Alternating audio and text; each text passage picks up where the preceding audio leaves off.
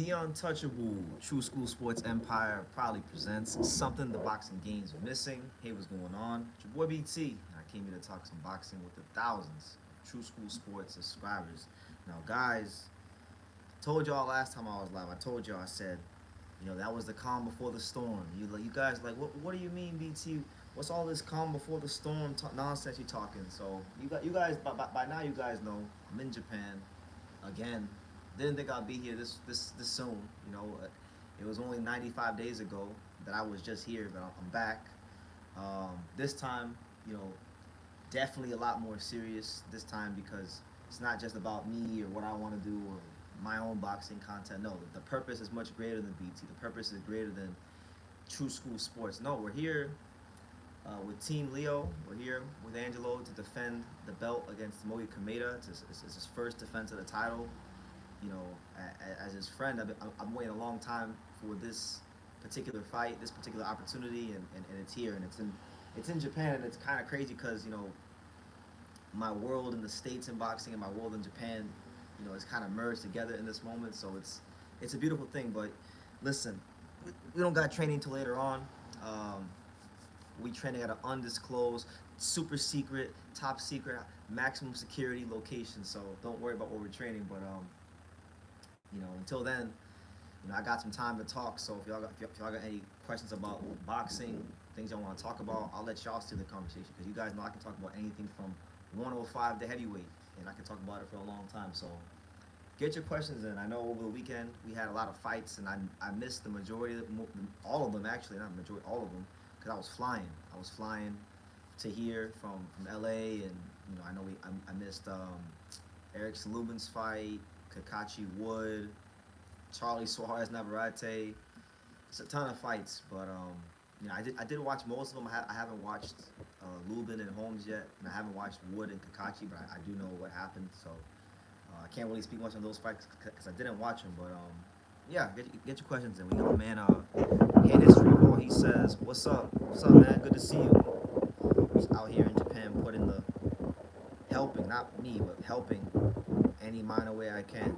Put the finishing touches on training camp for the champ.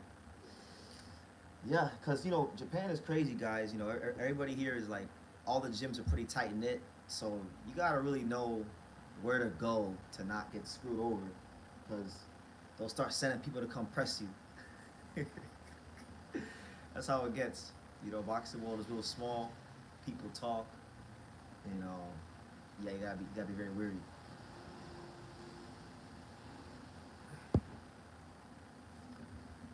But it's good to be here, man. It feels less and less like I'm visiting. Every time I come back, it feels a little bit less like I'm visiting. And in this particular case, it feels really like I just went to vacation to America and I came back home to Japan. But very, very serious trip. It's not about eating udon noodles and all that stuff. No, it's about defending this title. Defending the belt. You know what? Let me give you all a view while I'm sitting here waiting for the comment. Let me give you all a view. So this is the outside. Hold on. Let me give you all the outside. I'm sitting here waiting for the comments. Look. So there you go. There's outside. There's down the street. Ain't that crazy? This what boxing took us to Japan 3 times. History says, when is Leo gonna fight under a Jake Paul card? Badu Jack versus Jake Paul likely happening in the fall. Tell Leo to jump at the opportunity. I mean, to my knowledge, nothing's been. He's not with them right now, and nothing's been offered his way. So that's not going to be a option right now. Right now, truth be told, it doesn't matter if we're talking about Jake Paul. It doesn't matter if we're talking about NOA or Espinoza, or whoever the case may be. None of that matters if we don't do the job May 24th. Because you guys know how boxing is. It's fickle.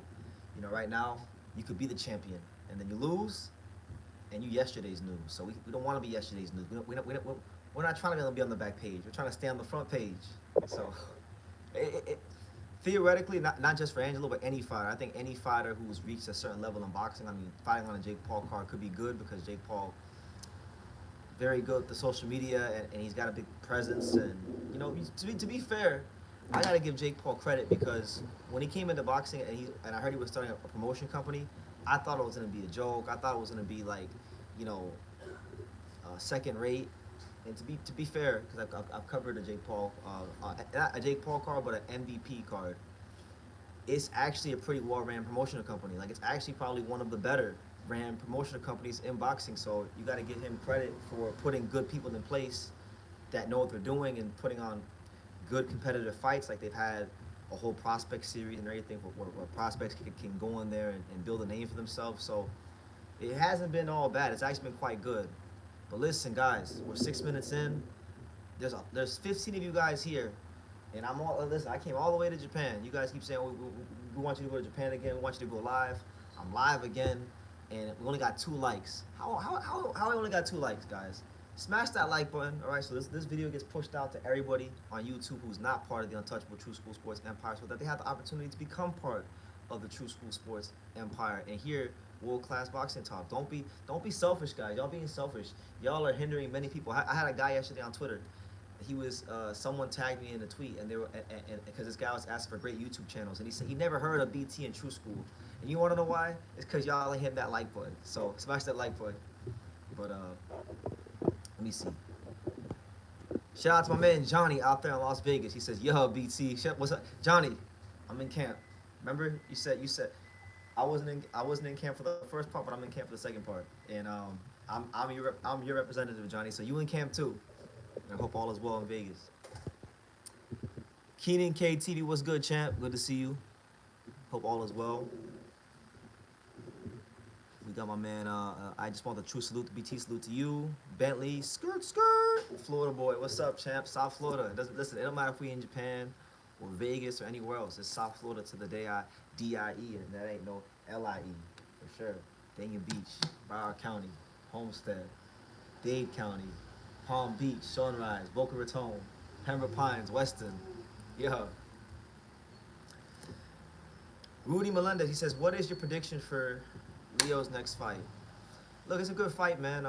Tomoki's a former world champion. Tomoki, even not even being the best version of himself, he still was good enough to fight himself into the mandatory position. So this is not like an easy defense by any means, because I mean, like if you compare it, right? If you compare Angelo's first defense to Rafael Espinosa's first defense against Sergio Trino Sanchez and or Nick Ball's first defense against Ronnie Rios, I think Kameda, it's fair to say Kameda is a more accomplished fighter and he's at a higher level than those guys. And, you know, we're in Japan, drinking the Japanese air, or breathing the Japanese air, drinking the Japanese water. So there's that to overcome as well, you know, for as part of the team, like everybody else in the team that's here, because right now we're in a house and there's 6 other people here. I'm the only one that's been to Japan. So it's a new experience to overcome going to a new country, the nerves that come with that. But as for the fight, when I break it down, like I don't want to be disrespectful. I don't want to downplay opponents, but because you know Kameda is a former world champion and he did earn the right to get this fight.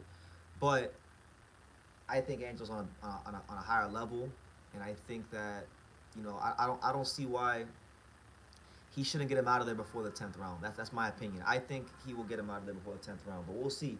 One thing I know about Japanese fighters is that when they're fighting on home soil, it doesn't matter if it's against a foreigner or a fellow Japanese fighter. They bite down a little harder, and they find that extra level of grit and determination. So, I'm not writing him off, but I think he should get packed up and out of there. Honestly. Glenn Jacobs, which I know is Howard, he says, "Are you gonna play your PS2 while you're there?" No PS2.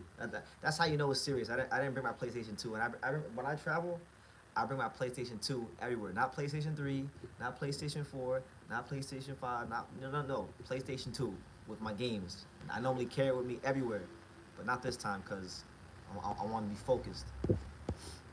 I've seen a video of Leo doing pads. He's got a sharp right. Yeah. Things are going pretty good. I can't lie. How long will you stay in Japan? Will you be there until Jin Suzuki's fight? I'm not sure about that yet. Um, I'm tr- I have things to tend to back in the states, so I can't make this as long as my last trip. I have a life back home. I have to work on improving, but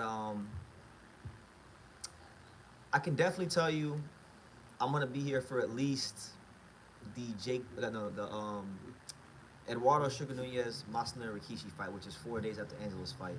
I'll be at that. I'll be at that fight. I don't know if I'll be here for Junto Nishida, and I don't know if I'll be here for Sasaki versus Norman. I would love to go to Sasaki versus Norman, but right now, I'm not even thinking that far ahead. I can't think that far ahead. All that matters in my mind right now is May 24th. After May 24th happens against Kameda, and we go in there and we, you know, take care of that, then I'll think about what's after. But until then, May 24th, Tomoe Kameda. That's it. That's all I care about. That's all I'm thinking about. Um, I'm so obsessed with that fight that I'm even listening to like this Mexican song that Kameda listens to all the time. That's the only song I'm listening to. I'm not listening to no other songs. Um, True School. What are your thoughts on Tio versus Keyshawn in a 16 by 16-foot ring at 140 pounds? So that's a smaller ring. I mean, I don't think it matters if they're in a small ring or a big ring. I think they're both pretty aggressive fighters. Um, that's a good fight. I like that fight a lot. That's a pick 'em. If Keyshawn fights like his normal aggressive self, I think that would actually play into Teofimo Lopez's hands, and Tio could actually win that fight. So I'll probably lean towards Tio. Let me see. Pacquiao just lost the senatorial election for the May 12, 2025 midterm election in the Philippines. Is that why he's coming back? Because look, guys, we gotta save Manny Pacquiao. We gotta save him not from Mario Barrios. We gotta save him from himself. Because if he fights Mario Barrios, everyone keeps saying, "Oh, like, oh, what if Pacquiao goes in there and Mario Barrios beats the hell out of him?" And that is bad. Like that is sad if he goes in there at 46 and gets beat up by Mario Barrios. But you know what I'm worried about, guys? I'm worried about what happens if he wins. I'm worried about what's gonna happen with Manny Pacquiao if he somehow beats Barrios. Because if he beats Barrios now, he might win. And all of a sudden, Manny Pacquiao could fight. Like, I'm serious. We could live in a world where Jerron Ennis would have the right to call out Manny Pacquiao because Manny Pacquiao's a champion, and Jerron Ennis said he wants to go undisputed, so he he's gonna try to go undisputed against Pacquiao.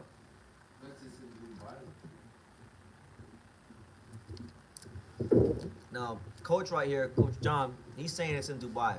I've heard it's in Vegas. I don't know, but if it is, listen, if it is in Dubai, let's just say it is in Dubai. If Pacquiao versus Barrios is in Dubai, they're gonna let Manny Pacquiao and Barrios get on whatever they want to get for that one, because they just want to see a good show over there. They don't care about these guys. They don't care about the sport of boxing in the Middle East. They just want a good show. Let me see. I know I missed a couple comments. Who's got the IBF title at middleweight? Amo's about to fight on Bam's card to become the IBF mandatory. Right now, the IBF champion is. Let me see. Johnny Beck has the. Adonis has the BC. I think it's Johnny Beck.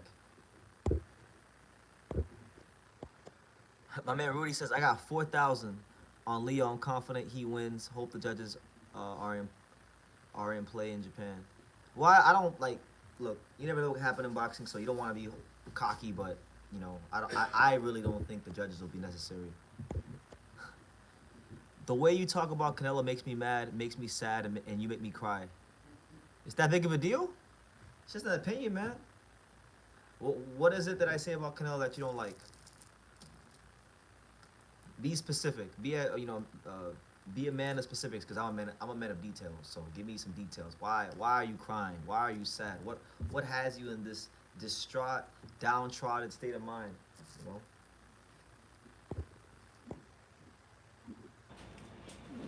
Let me see. You had no problem when an old 40-year-old Manny Pacquiao beat Keith Thurman. You wanted Manny to fight Earl Spence at 40. You know exhibition isn't a real fight. Harold, I don't know if you know math. 40 and 46 is a dramatic difference. That's a big difference. And as far as Keith Thurman and Earl Spence both signed contracts to fight Manny Pacquiao.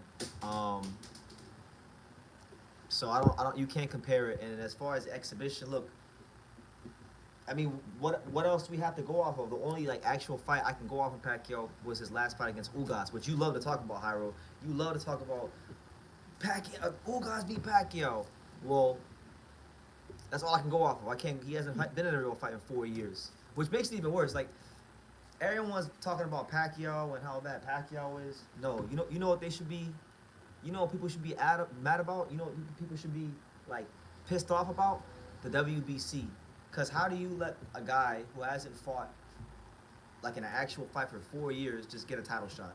Like he's going to go ahead and skip over all the top 15 because he won some WBC titles back in the day and he paid you guys a good amount of sanctioning fees back in the day. No, man, that's not it, and that's why I feel like you know what I can't get mad at people who say Turkey Al Sheikh is good for boxing and this. That. I don't agree with them.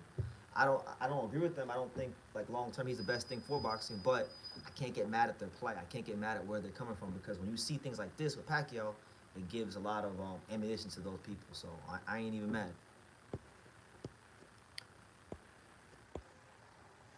I'm back on Bud's side when him and Canelo fight, and it was the other way around a few weeks ago. I'm not honestly, man. I'm not on nobody's side. I'm just gonna watch it. It's a cash out fight. It's a cash out fight. It's a fight that I don't think is gonna be exciting, but I think it's gonna be promoted like a big event, and I think it will get a lot of hype. But if you ask me, I'm not like over the moon about it. Reverse Lee, shout out to him. He says, "Bro, that Lubin fight was hard to watch. I haven't even watched it yet. I've only seen just the stoppage. It was tough to watch. It was bad. I know Lubin called out Bakram. He wants to fight Bakram. BT, your volume is low. Can y'all hear me? How's my volume?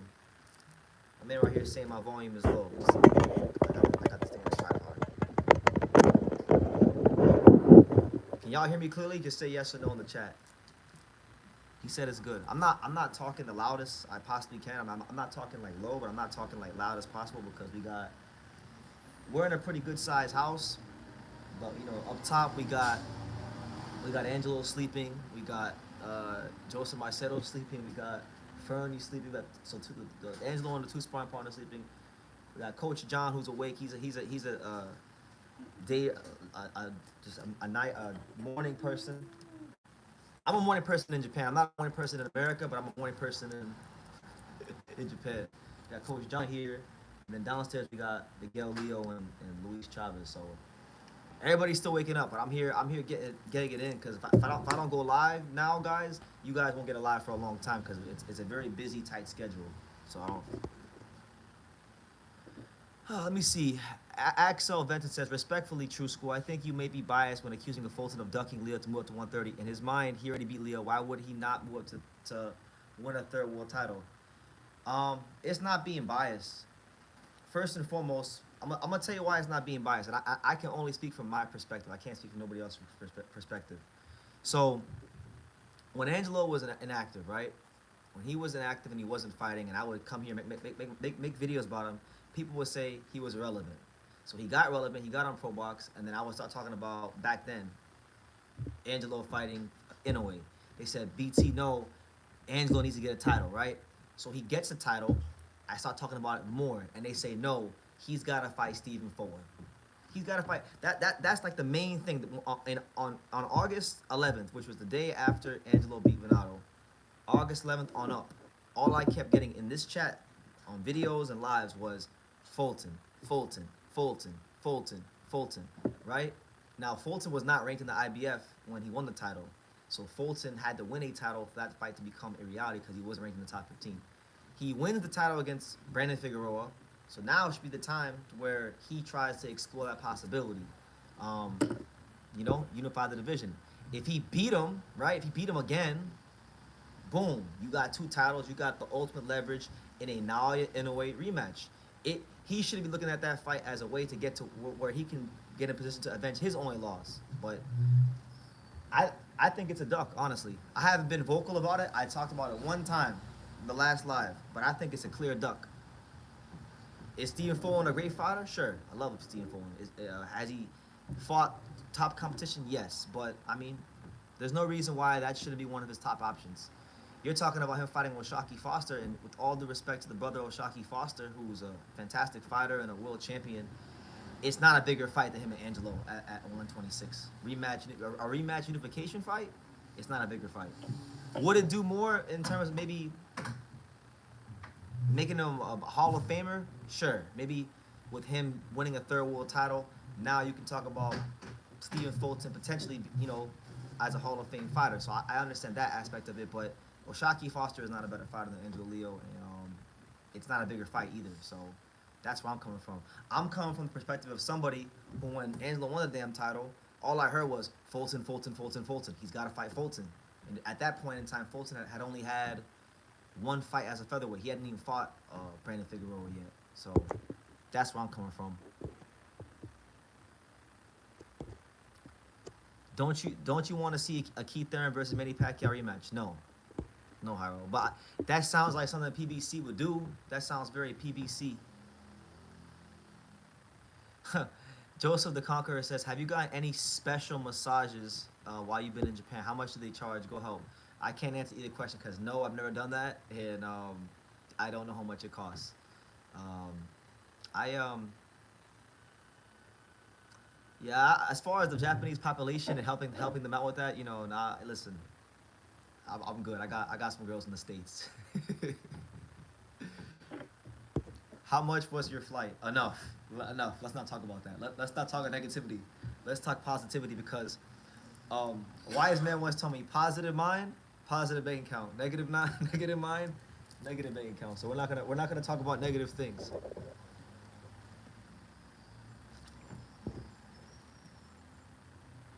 BT, I know Barbosa and Ramirez are expendable, but Golden Boy seems to be on life support now. Ryan losing, Combo losing, Cepeda is about to lose to Shakur. To be honest with you guys, I think even before those losses, I thought Golden Boy was on life support. Only because I thought they had the thinnest stable in boxing. And that's why I feel like they've been extra careful matching Ryan at times, not all the time, but at times, Virgil Ortiz, because they don't want these guys to lose because they probably more so than any of the other big promotion companies in America, they have to go ahead and be more careful because they don't have the depth and talent.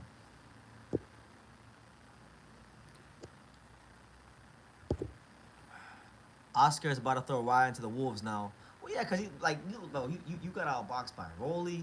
Come on, man. I mean, all respect to Rolly. Shout out to him, but he's not supposed to lose that fight. And at this point, I think Ryan Garcia just is what he is. Like, he's a athletic fighter, but he's super inconsistent, and he's a lot of flash. We know that. We know he's a lot of. We know that he's big in boxing because of stuff that has nothing to do with boxing. Inside that ring, he hasn't been up to par. I don't think Ryan Garcia has had a real training camp in years. It appears so. It appears so. I mean, you gotta kind of you have to write the Devin Haney fight off only because of the fact that there was all the controversy after that, with Osterine and whatnot, and because of how he looked in the fight right after that against Rolly. Listen, the boxing ring is the chamber of truth. So if a fighter is consistently going in there and he's not performing to his best, utmost abilities, if he's constantly lethargic, if he's constantly, weight drained, there's something along the way. It's much like chess. If you had a bad outcome, then it means that somewhere along the way you made a mistake. So I feel like Ryan Garcia has been making a lot of mistakes over the years, and with boxing, it's a compound interest. If you live wrong outside the ring for any amount of time, it may not even catch up with you right then and there, but down the line it'll show up. That's why, I try to when I meet young fighters, because I've been blessed to be around a lot of fighters at a lot of different levels: the world championship level, the contender level, the gatekeeper level, the prospect level, and obviously when they first turn pro, coming from the amateurs. And I just try to tell the young amateurs and the young guys, look, man, you got to try to, as much as possible, go ahead and live right outside the ring, because it will show up. And if it don't show up against, early in your career, it's going to show up when you get to the elite level. Because at the elite level, it's the finest of margins, the smallest of margins that make the difference. Next Gen Combat says, "Yo, True School, what do you think about Jin Tazaki versus Brian Norman being at the Ota City General Gymnasium? That only seats 4,000 people. I thought that was a big commercial fight in Japan. It's a solid commercial fight in Japan. I wouldn't say it's not like an Inoue fight, but I think the people that run, because you gotta remember with Jin Tazaki and any fighter in Japan, once you get to like the elite level, you got to deal with Mr. Honda. So Mr. Honda, Hideki Ohashi, them guys, they're the ones pumping the money into these fights. So I'm sure that they're paying Norman a good amount of money to go out there. I know that a lot of times, I learned this yesterday. I was talking to somebody at one of the gyms here in Japan yesterday, and he told me, he said that basically, if when a Japanese fighter is in a big fight with a foreigner, most of the times the Japanese fighter has to take a pay cut to get the foreigner to come here, so that the foreigner can get enough money to feel like it's worth the risk to come here to Japan to fight. Jin Tazaki has probably taken a pay cut to make this fight happen. And I actually had the opportunity to go to the Ota City General Gymnasium on New Year's Eve. I saw Hayato Tsutsumi fight Rene Alvarado when I was here last time. And it's a great venue. It's a nice venue. It's weird that it says it's 4,000 seats, because a lot of the seats in there aren't even seats. It's bleachers. A lot of it's just bleachers. Dundada, shout out to Dundada. He says, BT, I gotta admit it. BT gotta admit it. Mexicans come to fight like Cardenas, not like that American Haney or that Cuban skull. Why you gotta make it a nationality thing, man? I got a lot of respect for the Mexican fighters. Cardenas was a bigger underdog than William Skull, and he fought a lot better than William Skull did against Canelo, so respect to him. Do you think pro boxing make an in-house fight with Angelo and Zhu Can? No, because Zhu Can is inactive.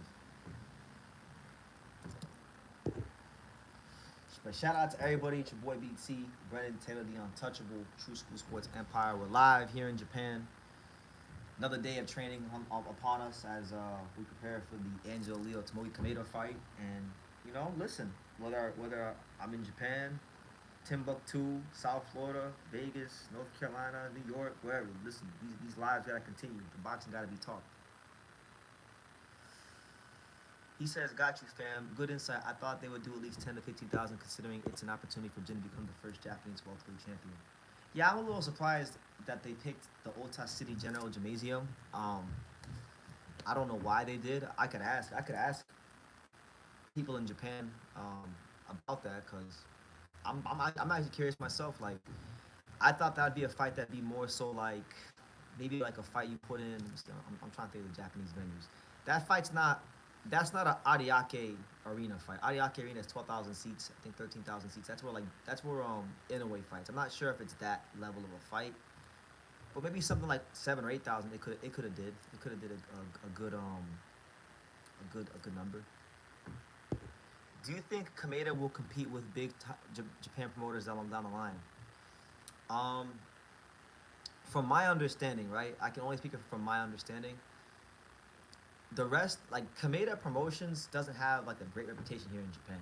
Like when I was here last time, I heard nothing but like not so good things about Kameda Promotions and how they do business. So we'll see. I think that's gonna have to be the route, because I mean the only Kameda that's really at the world level is Tomoki, and I don't think he's got much longer. After May 24th, he better start learning how to promote some fights.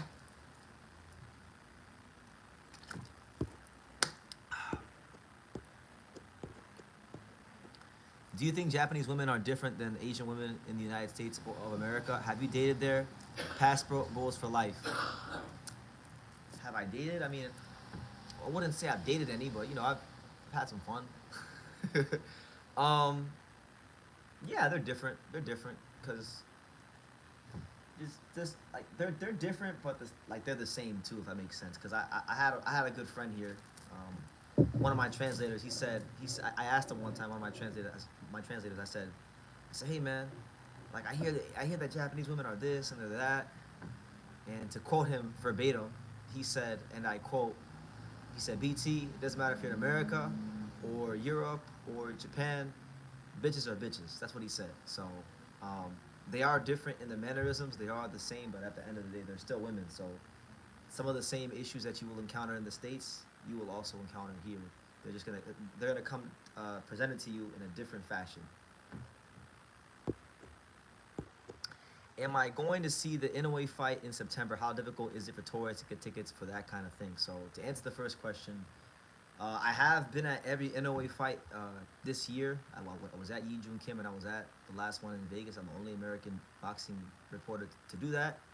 But I don't think that one I'll pass. That one I'm gonna pass for a couple of reasons. One, I don't like that fight. That's number one. Two, more than likely I'm probably not gonna be able to get into that one as a reporter, you know. And then as far as tickets, um, tickets for Inoue fights or just yeah, Inoue fights are it's a whole process. It's like a whole lottery system. Um, it's a bit difficult. I'm not gonna lie to you. It's a bit difficult and it's complicated. Um, I haven't had to deal with that thankfully because I know people in Japan. Like I know people that have plugged me in, so I gotten around all that. But I really couldn't even tell you because I haven't fully gone through the process. Shout out to my man all the way back from the South Broward High School days, my boy Odie Neal. He says, "BT, conquering the world." Yes, I'm all I'm doing is my best. That's all I can do. Odie is my best, and I hope all is well with you. I hope you're selling houses and doing your thing and not selling houses, but I just hope you're doing well. X says that Rafael Espinoza KOs Angelo Leo. Hey, listen, Rafael Espinoza is an amazing fighter and he's dangerous, and I would never say that that's not possible because in a fight anything can happen. Espinoza, with him, you gotta keep your defense real tight. You gotta make sure that he don't get those dense bones on you. You know, and he's learning how to box tall. He's learning how to box tall. He's learning how to angle off a bit more. He's an amazing fighter. So I can't take nothing from Rafael Espinoza, but that ain't happening.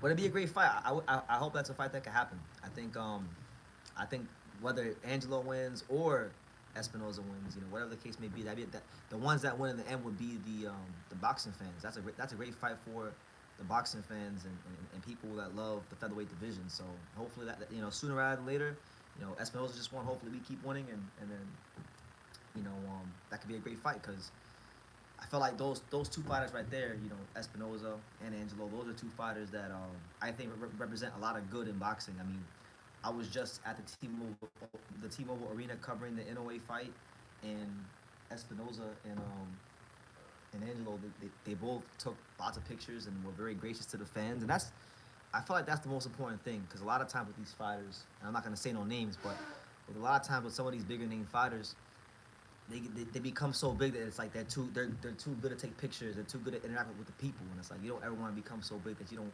show love to the people.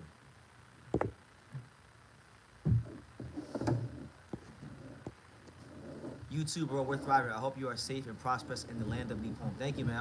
I'm doing my best, and as you know, Ori, we came a long way from them days in South Broward. So, yeah, good to see you in the chat.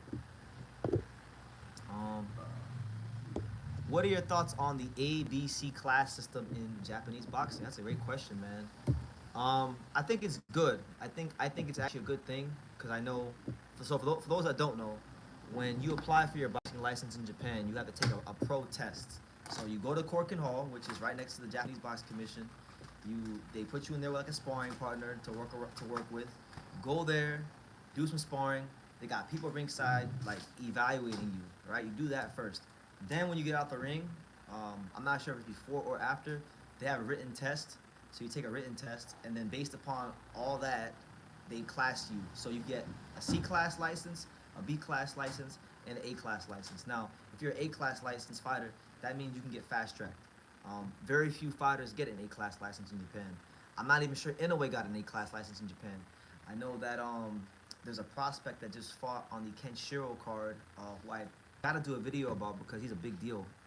Tomoya something. Tomoya Tsuboya. I can't say his last name, but his first name is Tomoya. Um, he got an A class license, so they're gonna fast track the hell out of him. But it's like minuscule how many fighters get an A class license. The guys like Inoue and I think Junto, these kind of guys, most of them got B class licenses.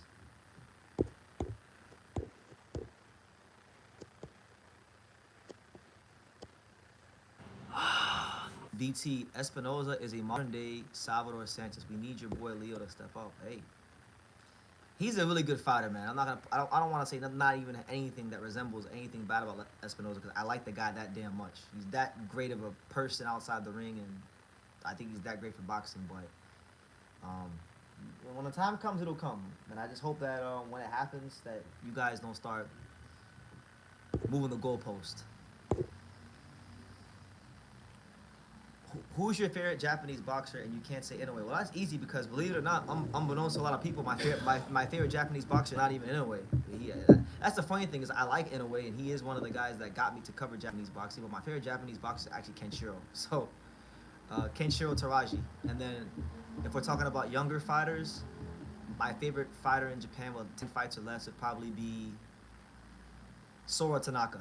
I like Sora Tanaka, the Mike Tyson in Yokohama, the welterweight. I don't know how good he's gonna be. I don't know if he'll ever become a contender or a world champion, but I just know that he's fun to watch and he punches the hell out of people. I like him.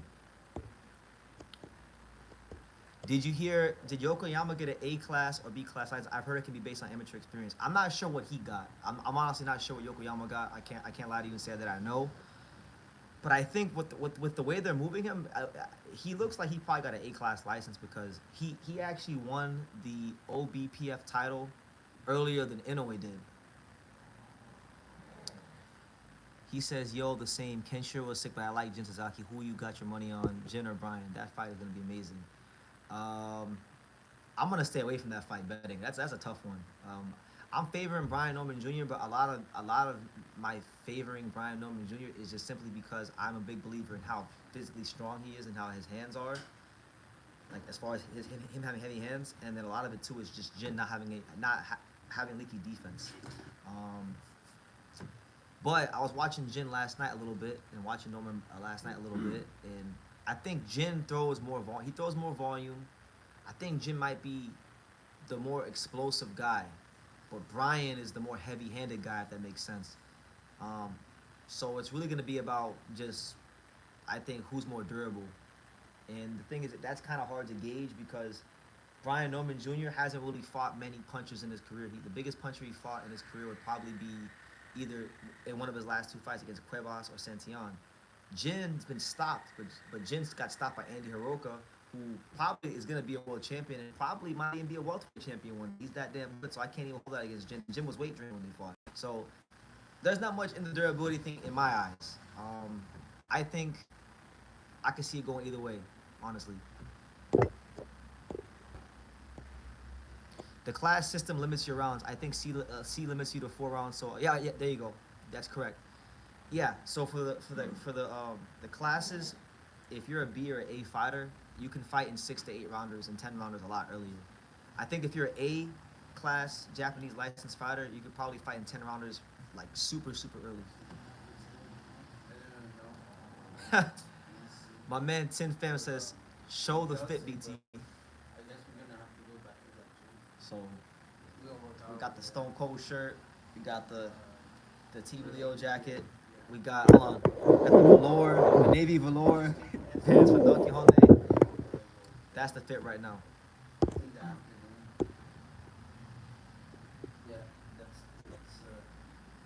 Okay, I'm sorry for asking you tough questions. Let me ask you, what's your favorite park and restaurants in Japan? How do you get the motivation and confidence and stay consistent in life, bro? Love you.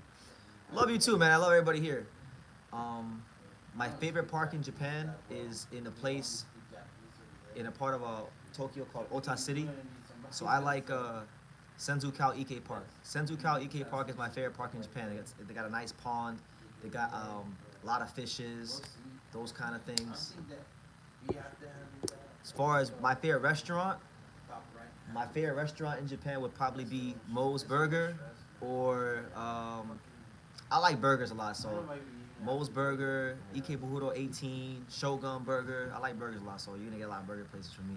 And then yesterday we went and we had I don't know what it was called, but we had like a bunch of like meats. We had a bunch of meats yesterday. Oh yeah. We had like Good. what lamb chops and Yeah.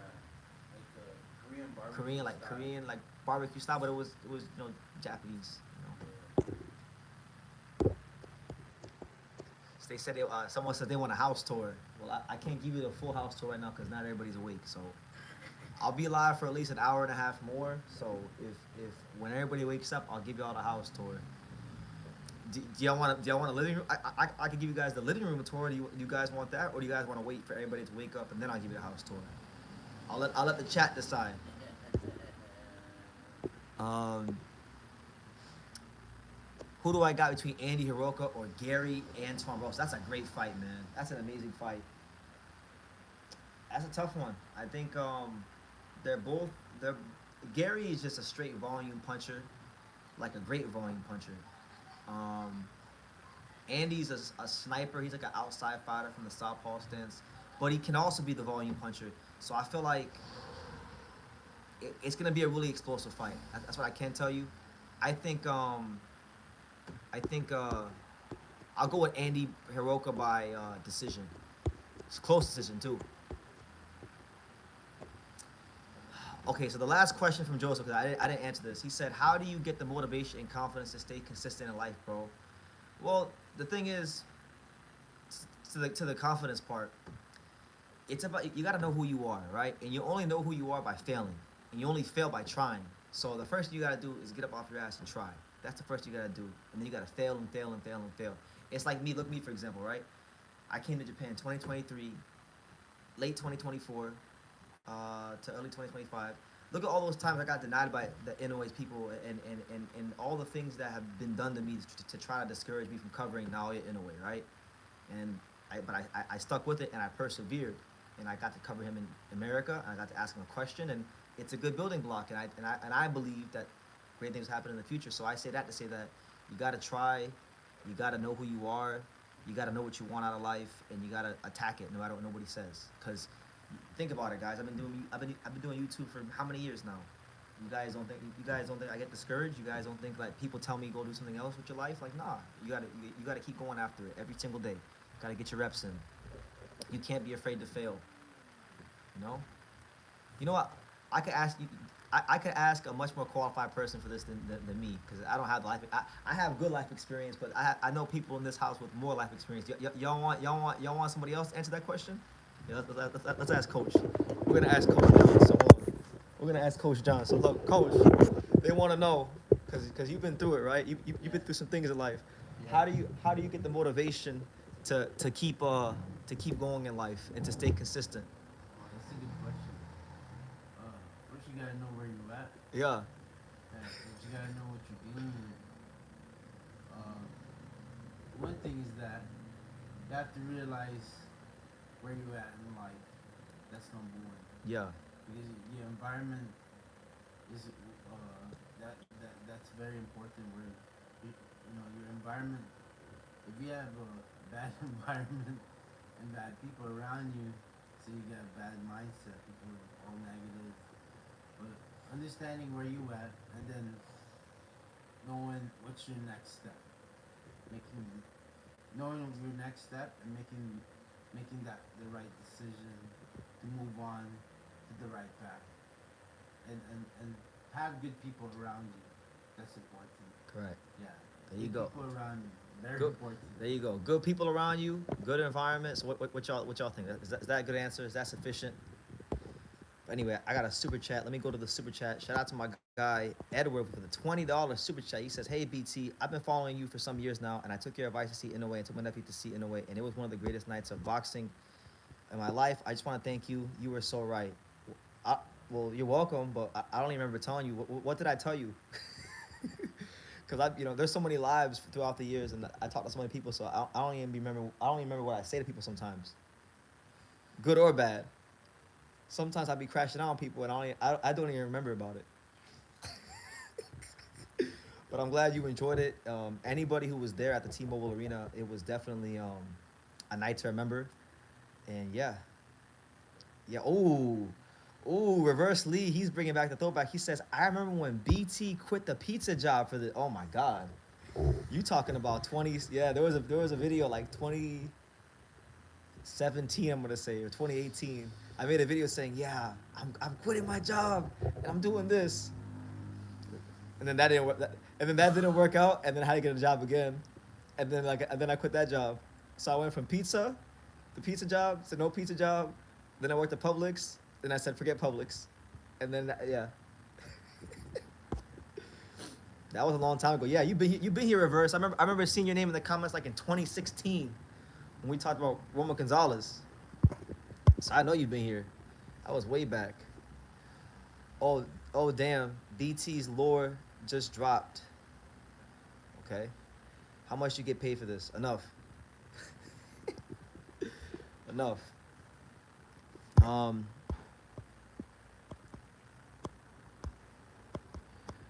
you're gonna go for Andy because he's black and Japanese. You always pick against the what? Finish your sentence, Hyro. Finish. I always go against the what? Come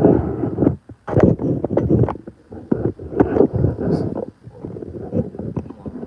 All right, this tripod right.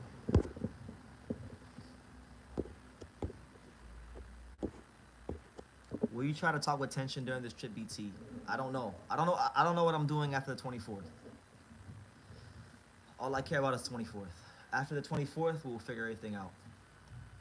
But I love to answer your question though. I would love to talk to tension. Tension's awesome. Funny enough, I know Angelo sparred tension, and I didn't start taking tension seriously until Angelo told me about tension because Angelo sparred like 3 or 4 Japanese fighters, and I thought when I asked him, I said when I asked him, I said, who's the best Japanese fighter you sparred? He said tension, and I was like kind of taken aback. And that was before he was even ranked at like bantamweight. So ever since he told me that, tension's been looking really good in his fights. You told me, and I quote, Inoue is a generational talent, and he was in his prime, and you have to see Inoue live. Okay, well that sounds like something I would say, and I'm glad that you enjoyed it. And yeah, I mean I've been blessed and watched him fight 2 times this year, and that's the only 2 times I've seen him fight in person. The American PBC fighters. Well, Harold, the problem with the American PBC fighters is not that they're not good. It's not that they're not talented. It's that the American PBC fighters aren't active enough. They're not. So when they fight but Andy Hiroka isn't either. So maybe, you know what? It's a 50-50 fight. We'll see. BT, I have watched Canelo versus Skull. I have gone back and forth, and I keep giving the decision to Skull. What am I missing? Well, I'm not knocking you. I thought Skull won 4, maybe 5 rounds myself, but nah, he was just counting his way through the fight. Canelo, as terrible as Canelo looked, he was still landing the more effective shots. And trust me, he looked like trash. He looked every bit old in that fight. Any Kosai Tanaka and Takuma Inoue rumors, I feel like they need to get active again. I haven't heard anything about Kosai Tanaka, and I don't know anything about Takuma. I saw Takuma. Takuma was with Naoya in America. I saw him with the belt, but I don't know any rumors about him. Do you think Inoue versus Junto will be the passing of the torch moment for Japanese boxing, or do you think there's potential for them to fight 2 or 3 times? That all depends upon how the fight goes. If it's a great fight, if it's close, if maybe there's controversy of some sorts, then sure. I'm probably not gonna come back to Japan again until they fight. So I'm looking forward to it. I hope they do fight. I want to experience that big fight in the Tokyo Dome, and you know, see. I want to see how Inoue does against Junto because I rate Junto highly. You know, everyone always asks me because they say they already know that I think Angel could beat Inoue, but they always ask me like, apart from him, who else? And I always tell everybody Junto. I feel like Junto Nakatani. You know, the long, like his ability to box tall, to sometimes be the volume puncher, the straight left hand he has. Just I feel like every fight he's knowing himself more and more. He's growing in confidence. He's growing in self-awareness, and I absolutely love the guy.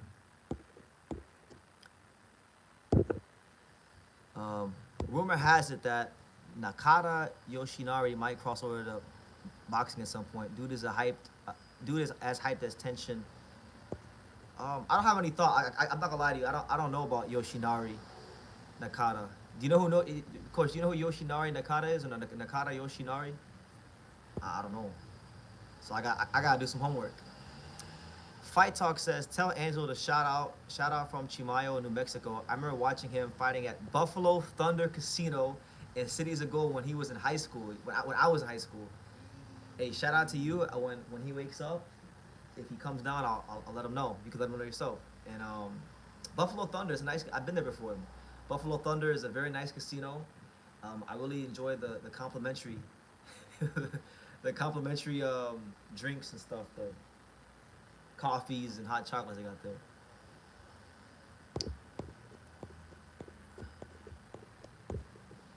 Are there any rules that I would add back to boxing?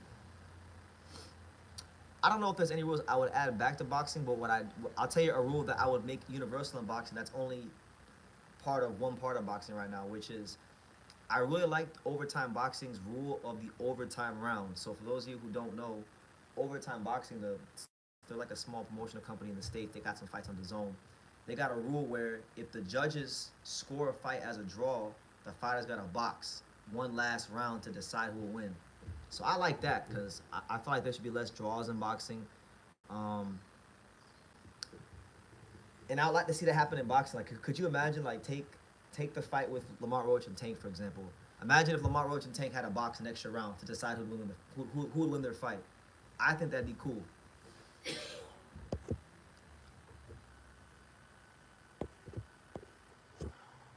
What time is it over there? Right now, it is currently 8:13 a.m., but it's May 13th. So if you're in the States, it's May 12th, but over here, it's a day ahead. Hey, BT, I respect your opinion. I was wondering if I could get advice from my nephew. He is 14 and has a fight on YouTube. It's a USA boxing at a local event. Okay, what's the advice?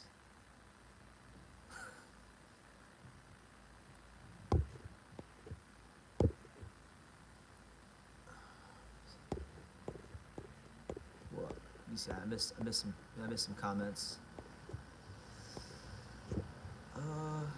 General advice. I mean, he's 14, so at this age, the only thing a kid at 14 should be worried about is just having fun and learning how to be disciplined and making friends and training hard. I mean, keep it pretty simple. When is he fighting? This guy's kid is like 14. He said, is there any advice you have for a 14-year-old in boxing? And I'm just saying, have fun and train hard.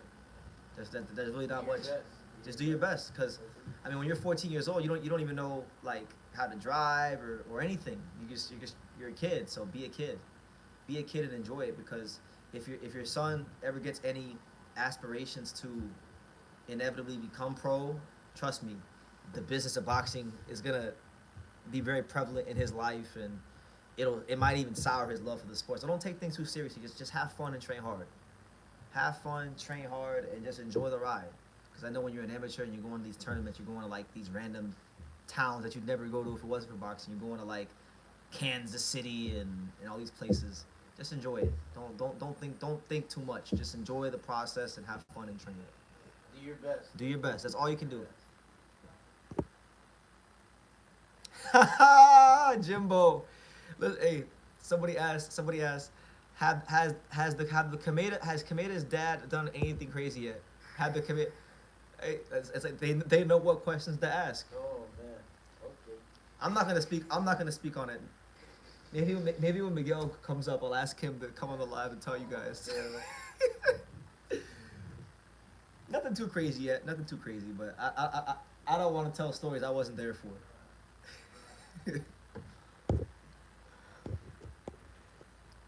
I wouldn't be surprised if Diego Pacheco fought Armando Resendiz. Yeah, you really high on that.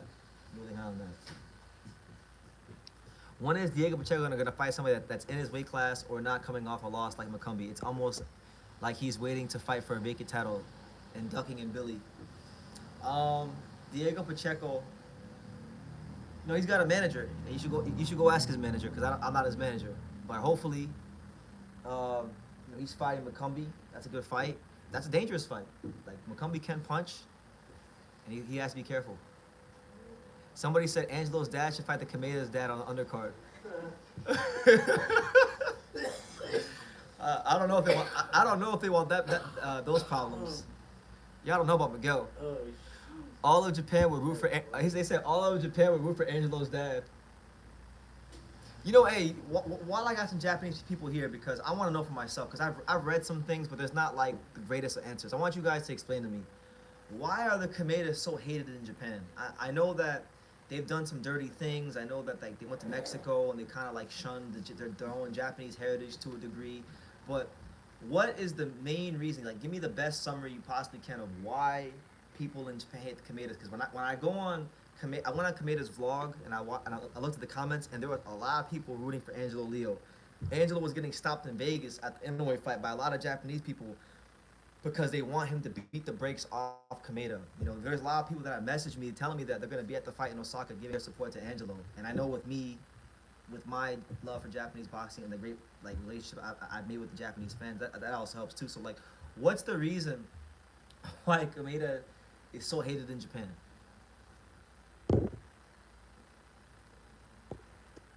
You're planning to stay in Japan for you planning on staying in Japan a while because the yen right now is second lowest past. I'm actually not like um I don't know. I'm not gonna give you guys a definitive answer for how long I'll be here, but I don't believe that this will be as long. I know for a fact it won't be 3 months because I don't want it to be 3 months. I have things to in America I gotta go back and take care of, and you know I don't think it'll get past what it was in 2023 because I was here for like a month and a half in 2023. So it'll be shorter than that. But you never know. I always say with boxing, I always tell everybody like I can't even tell you what I'm gonna do 2 days from now because boxing is like this. So I don't know. He said we rooted for Kiyonosuke to get destroyed by Luis Neri. Hey BT, I hope you're well and good to see that you aren't banned in Japan. I'm not. As I'm telling you, I told Round One Sports Talk about the fact that they had a problem with me, and I think he thought that I was banned. That no, they're Tekken Promotions is Tekken Promotions, but they're not Japan. Japan, the country is supersedes Tekken, you know. And let's see. True School Sports. What fighters will you like next for the top contenders at 122? Oh, there's some good. Which fighters? Hold on. I can show you a guy. Where's he at? Joseph. Joseph. I like Joseph Maicedo. He's somewhere over here.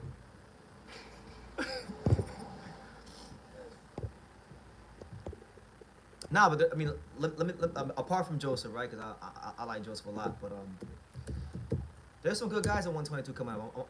I want to pull up the rankings. Apart from good old Joseph Maicedo, who I actually think, even though he's 6-0, he's not a regular 6-0 fighter. I look at Joseph as a world level fighter already. But I like Dylan Price. Dylan Price is good.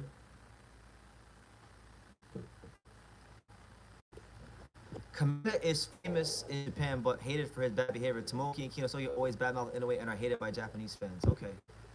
Bad behavior, fighting dirty against Daisuke and Daisuke, assaulting fans, legal bullshit, referee abuse, and they also say some insane stuff in the media.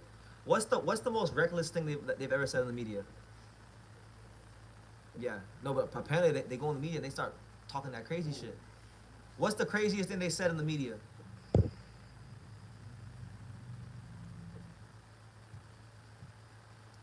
Meeting Jin again? Question mark. Possibly. I like Jin. We'll see. To be honest, Tomoki is the least disliked one by far. It's almost guilt by association for him. Some people think he went to Mexico to get away from his dad and his crazy brother. That's what I've read. Because the other day I was bored. I was in the airport. I went into the airport and I actually asked ChatGPT. I put, why do Japanese people hate the Kamedas? And ChatGPT gave me a whole long summary. And ChatGPT told me, they said, ChatGPT said that Tomoki fled to Mexico to get away from his family. Will Canelo retire top 5? Top 5 of what? No. Great fighter, but no. Maybe he's like a borderline top 5 Mexican fighter. I said maybe he might got a case for like 4 or 5 on the Mexican list, but all time, no. Absolutely not.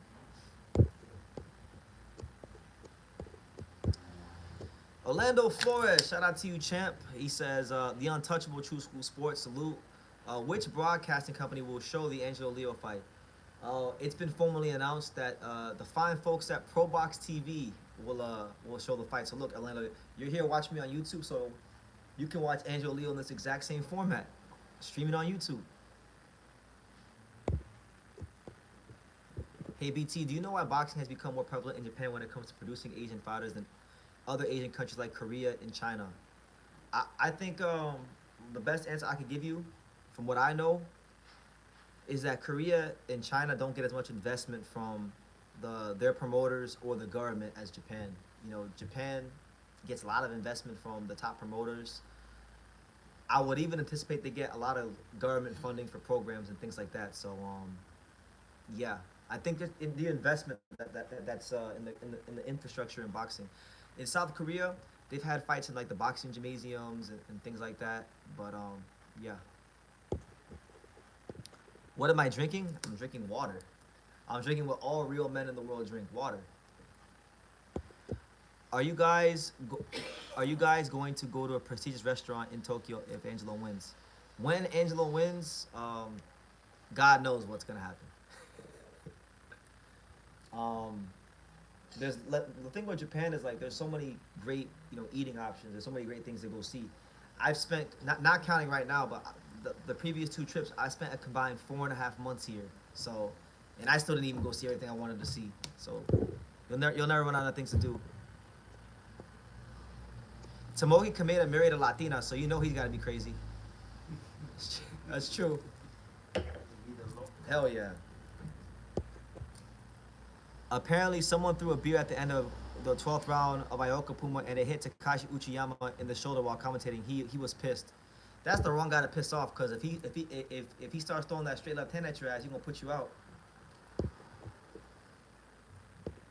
I thought of this the other day, but it's funny how people try to disrespect the smaller weights. But when you think about it, most normal-sized athletes play other sports, and combat sports are one of the only sports where you can make it to the world-class level at that size. So in theory, the smaller weights may be more competitive and have a higher threshold than that. You said you took the words right out of my mouth. You know.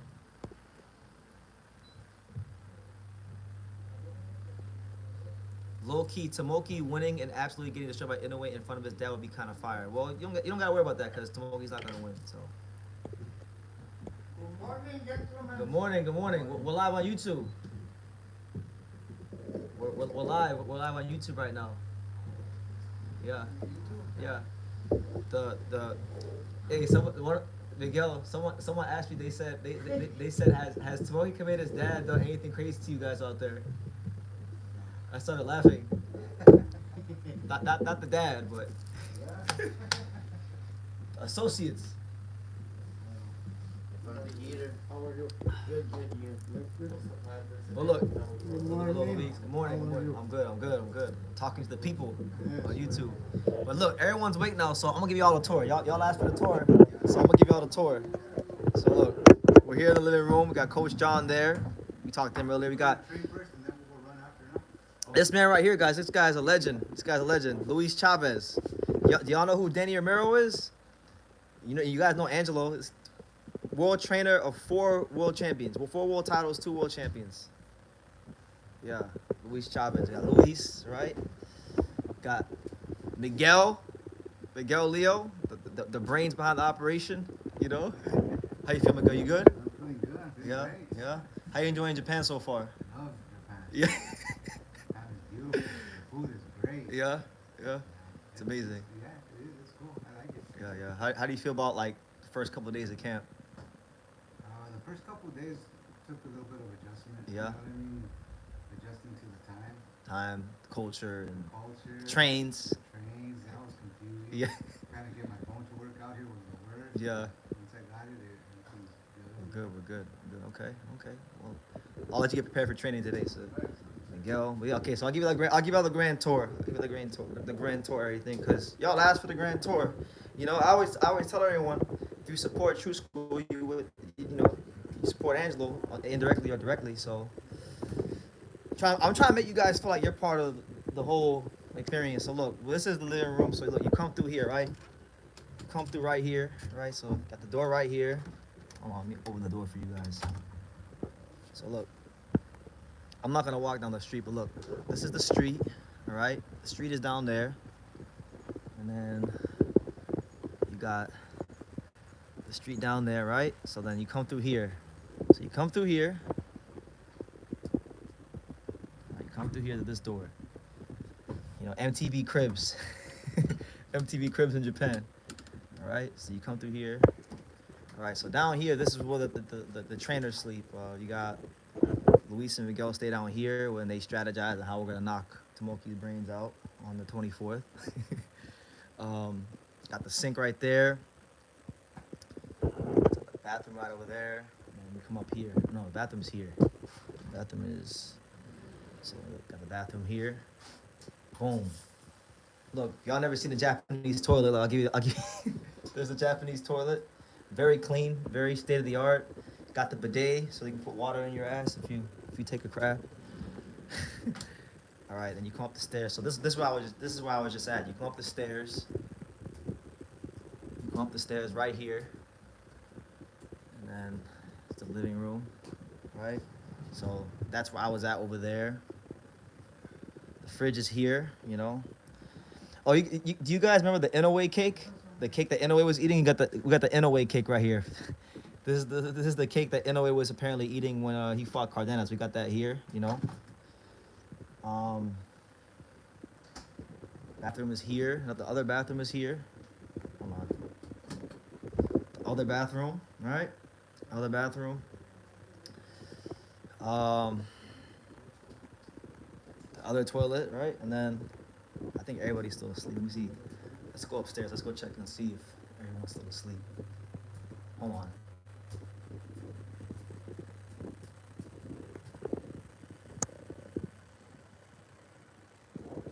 There's the bed right there. You got Fern sleeping. Compa Fern. You got Angelo on the phone over there. We're not gonna bother Angelo because he's tired from training. But yeah, that's the tour. Y'all wanted the tour, y'all got the tour. So that's it. That's the tour for you guys. So yeah. Is the fight on Pro Box? Yeah, the fight is on Pro Box. Hyro says, when can we talk on the phone? Maybe after this live. Is there even truly a legit greatest of all time? I used to get into the whole like greatest of all time thing. It kind of takes away from me enjoying boxing, so I don't think about it too much, because I feel like you start rating people, everybody has their preferences, and then you start saying a guy is overrated. I just want to enjoy boxing.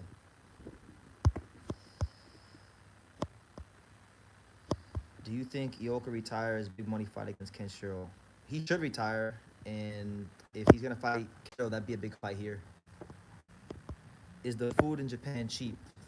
Yeah, it is cheap, and It's cheap and it's very, very good. it's very, very good. Hold on, I'll let Miguel tell you. It's cheap and it's very good. It's cheap and it's very, very good. Yeah, what- High quality food. What's your favorite food in Japan that you had thus far? Ooh, man, that's hard. That's a hard one, but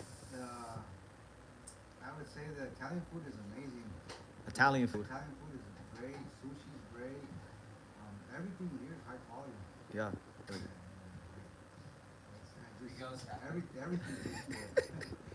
That man is happy. Man's happy. And the fries? Oh, at a good price. At a good price. So there you go. You can take Miguel's word for it.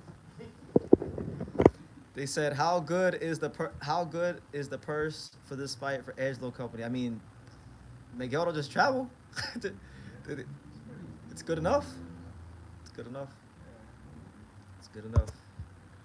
I feel like Ioka gotta retire. He's not looked so good the last couple years. How are fighters when they are cutting weight? Do they have a short fuse? Again, that's a Miguel question. Miguel, how are fighters when they're not cutting weight? Are they hard to deal with? When they are cutting weight. Oh yeah, I mean anybody that's hungry is gonna be hard. You're hungry, yeah. Yeah. Luis, how are fighters when they cut weight? Are they hard to deal with? Yeah, you know, when you're a fighter, making weight is the hardest time, The hardest thing. the hardest thing to do Yeah. in a boxing. And you know, as soon as the weight is, it's gonna get the hardest weight, losing weight is the hardest. I know. You trained Angelo. Or you trained Angelo since he was a kid. Since 9 years old. What do you remember about like that training Angelo as a kid? I remember the first time I tell Angelo, what do you want to do? Go to the Olympics? He told me right away, I want to be a world champion. Yeah. Okay, you want to play like a pro, like a amateur. And because they have, and his heart, he want to be a world champion. And good kid. He work hard. Sometimes we need to stop him because we don't want to. Yeah. Yeah, gotta stop Angelo because if you leave it to him, Yeah. he'll train until he can't stand no more. Yeah. Yeah. Because I mean I've seen Miguel get mad, like angry at times because You don't want to stop. you gotta pull him back. He can get overtrained pretty easy. Yeah.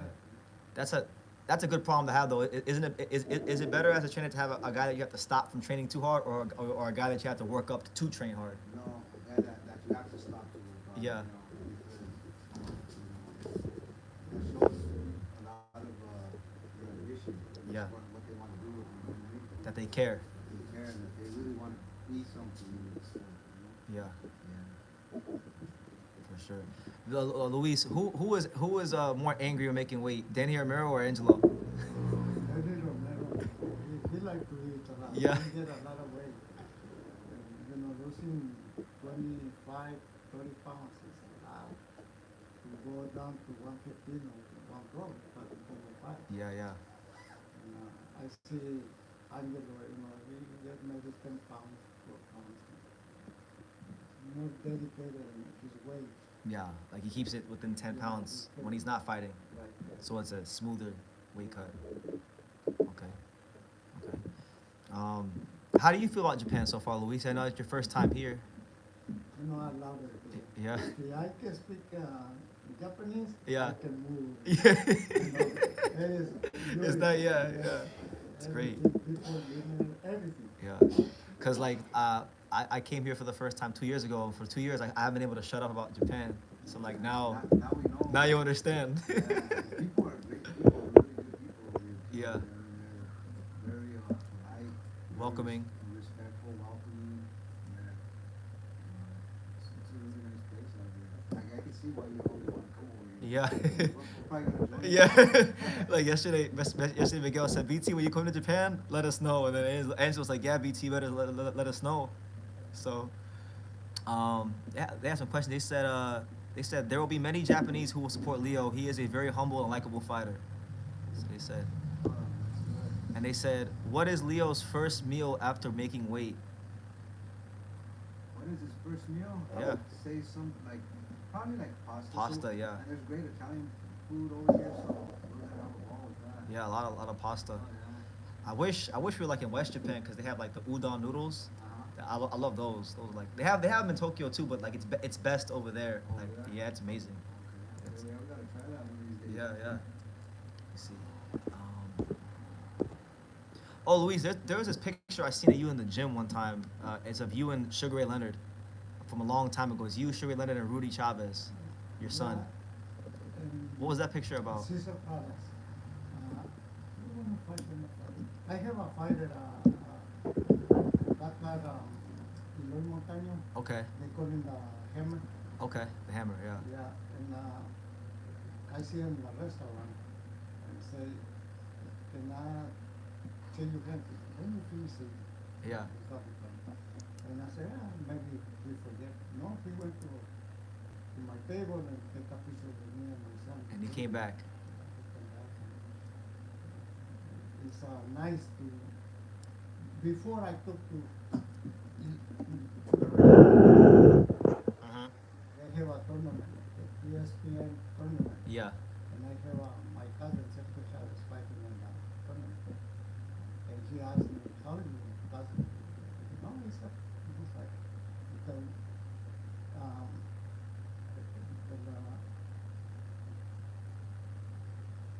got la primera president in the Golden Bell. Mm-hmm. He took Sugar Ray Leonard to the games in Albuquerque. He took me. Oh wow. Yeah, and the best seat with Sugar Ray Leonard. We took in a lot. About boxing and stuff. Yeah. That fight is when he lost with Roberto Urán. Yeah. But he could go to Albuquerque. That's awesome. That's a great story. Yeah. Good people. Yeah, I met him once. I interviewed him. He's pretty cool. Yeah, he's really cool.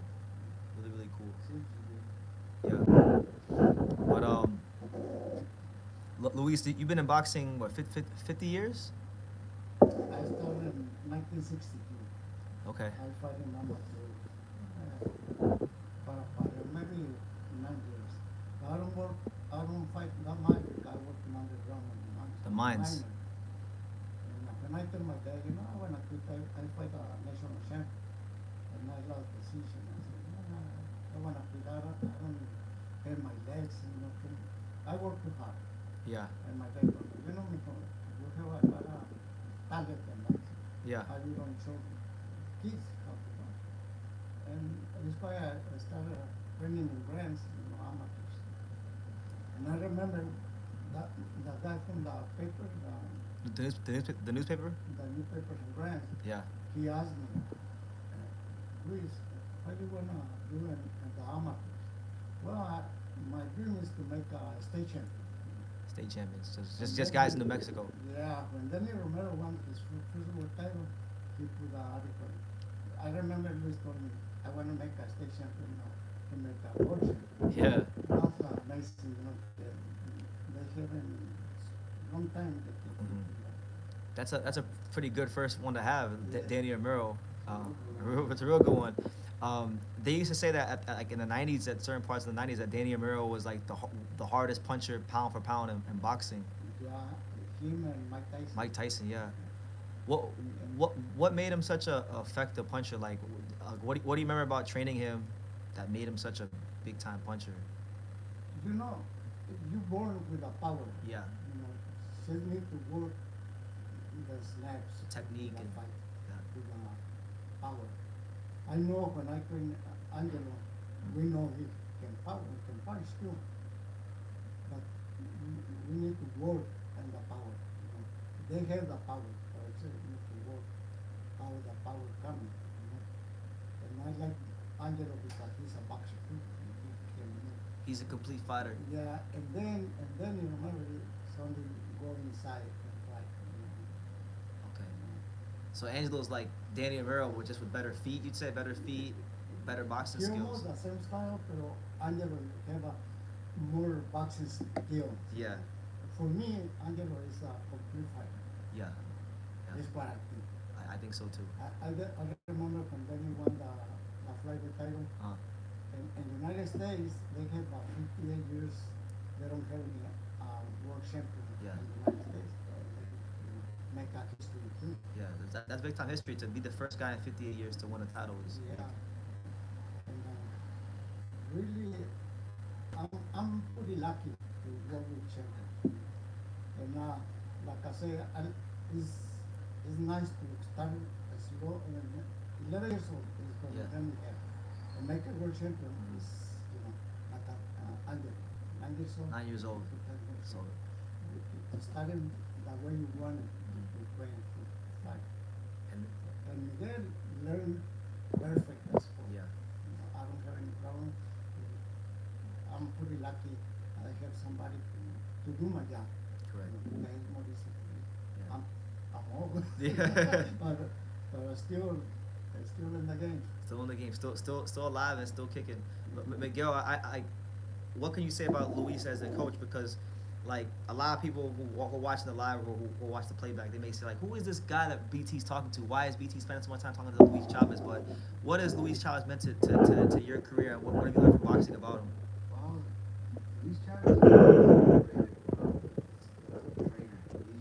He should get a lot more credit than what he's been given. I mean, everything I know is basically through him. He's been my mentor since Andrew was 9 years old, and he's a great trainer. It's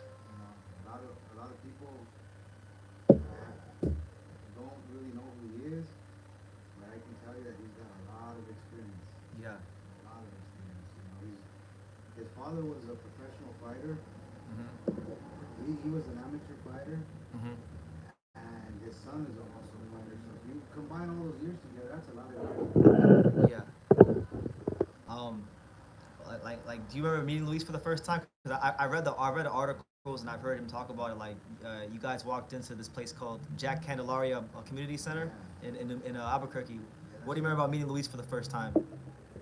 I remember that he had basically had all the pro fighters, the good pro fighters. You know what I mean? And I've heard of, we were there at the time we were training with a different trainer, but I always used to see Luis, and Angelo used to see Luis, and we used to see the way he trained, and Angelo would say that he wanted to train with Luis. You know what I mean? But Angelo was small. You know, I think when we started training him at Luis, he was 9. So, and Angelo started when he was about 7, you know, and he had his first USA boxing match at 8. So, we weren't with Luis at the time yet, but we used to watch Luis, and Angelo always wanted to train with Luis. So, you know, one day, I don't really remember exactly how it happened, but we got, I talked to him, and he said, yeah, I asked him if he could help me with, training Angelo, and he said, yeah, he knew exactly who Angelo was because he had watched him get the bag. Oh, okay, okay. When he was little. Do you remember when you saw Angelo hit the bag for the first time? What was? Yeah, my son told me, if this little boy is a fighter, why you doing it? No? I started moving, Yeah. just just moving. That he almost Danny Romero, the same thing inside. Inside. Power. And I never think we were not ready. Just that time my son, no, we can do it. And then that, it's something. It's some good memories, so many years. It's like a family. Yeah. It must be like very. It must be kind of like a dream for you guys because you guys start off at just a random community center in New Mexico, and now you're in Japan defending a world title. Like, Yeah, I mean, I never thought that it would get this far, you know. Yeah. I took him there because I had put him in soccer, and he wasn't really into soccer. And then we put him in karate. He didn't like karate either. I said one day, okay, well, maybe he'll like boxing. And I took him to the Japanese boxing gym because I used to go there and just hit the bags here and there once in a while. Yeah, So when- I said, I want to take him there, see if he likes it, when I was younger, I used to go and hit the bags up, and I liked it, but never really got serious. Pursued it or anything. Pursued it. My mom wasn't for that at the time, so I decided to take Angelo, and he started liking it, he started training, and then I remember that he had his first fight, and it wasn't even a USA sanction. It's like a smoker. Like a little smoke. Yeah. So I took him, and I remember the kid that he was matched up with was from Phoenix, I believe he was, and he had 5 fights, and he had 5 wins. And I said, I will put him in there, just to see how he likes it. He ended up beating the kid. Oh, damn. Yeah, he beat the kid. And I said, oh wow, that's pretty good. So we took him to, I think it was Juarez. Mexico. And, yeah, Mexico. And then we matched him up with another smoker, not a USA sanctioned fighter, but we matched him up with the promoter's son. Oh, wow. And he beat him too. And he had more experience. And then we were like, oh. And then we just, finally he turned 8 years old. And then, so he was able to fight USA boxing. And he fought his first fight at a Pro-Am card. Okay. And I forgot the kid's name, but I remember that after they got done fighting, the people were so excited that they were actually throwing money into Really? the ring. Yeah. When Angelo fought. When Angelo fought. Oh, so was that like a moment where you said like, oh, we might have a future in this? Like, Yeah, we're getting. like, maybe life, And then we fought another kid who had like 3 years that Angelo used to spar when he first started. And he Yeah. had like 3 years experience over Angelo, and we fought him, and Angelo beat him. So I was like, okay. That's crazy. So that's when I said, well, maybe this is what he likes to do. So that's where it all started. That's where it all started. And what's crazy, Miguel, because I know you guys are like You guys are like real low key, just hardworking people. You don't like really like try to put yourself out there just for the sake of it, right? But I know, like from talking to you all these years, I know like people may think, oh well, Angel just came out of nowhere and he beat Venado for the title, but no, no, this is decades. This is not a year. This is not a month. This is decades of like work. Because I know in the amateurs, you used to see Tank as a kid in the amateurs. I know you guys trained at Wild Card Gym. And you saw Prime Pacquiao, and then you trained at Mayweather's gym. So you guys have been around a lot of greatness for years. Yeah, we have. Yeah. Yeah, we've been around, you know. We also sparred Leo Santa Cruz when Angelo was only 17 years old. Leo was already a world champion. We used to spar Leo, Mm-hmm. along with a lot of other great upcoming fighters at the wild card boxing gym. We sparred. We've been in there with some really, really good fighters, you know. We used to go in LA. We used to go to all kinds of different gyms. With Pacquiao and stuff. We went to the wild card. We used to go to gyms out in Burbank, Pacoima, Maywood, a lot of places, a lot of gyms. You know, we used to enjoy going to other gyms and getting work with other fighters. Yeah, for sure, for sure. Well, I mean, we're in Japan, and I know I've asked you guys both about this, but you know, it seems like it's getting talked about a lot more these days. We're in the country of Naoya Inoue, the monster. Yeah. How do you guys feel about that fight one day? You know, that's a great fight if he decides to move up to 126. Featherweight, yeah. Yeah, we would like that fight. You know. It's okay. What do you think, Luis? Maybe you remember the fight Salvador Sanchez with Wilfredo Gomez. Salvador Sanchez and Wilfredo Gomez? I do very well. Wilfredo is almost the same thing as this guy, the master. Mm-hmm. And I think if this guy fight Angelo, Uh-huh. they're not the same thing. Same kind of fight. So Angelo beat Salvador Sanchez? Yeah. No, Angelo, not this. Yeah, yeah. So, because They're gonna be almost the same fight. 'Cause Salvador and Wilfredo. Wilfredo was like the smaller guy who was knocking everybody out in that weight class, and then he came up and, you know, The same thing with this guy. same thing. Okay. And the first time I see it, like Japanese, I told you. You told me a while ago. I told you, Angelo can do this Yeah, guy. a long time ago you told me. So And I know He's a great fighter. Don't get me wrong. Amazing fighter. He's an amazing fighter. He's pound for pound for a reason. But in this sport, style makes fights, and I think that we got the right style to beat him. Mhm. I'm not just saying that because he's my son.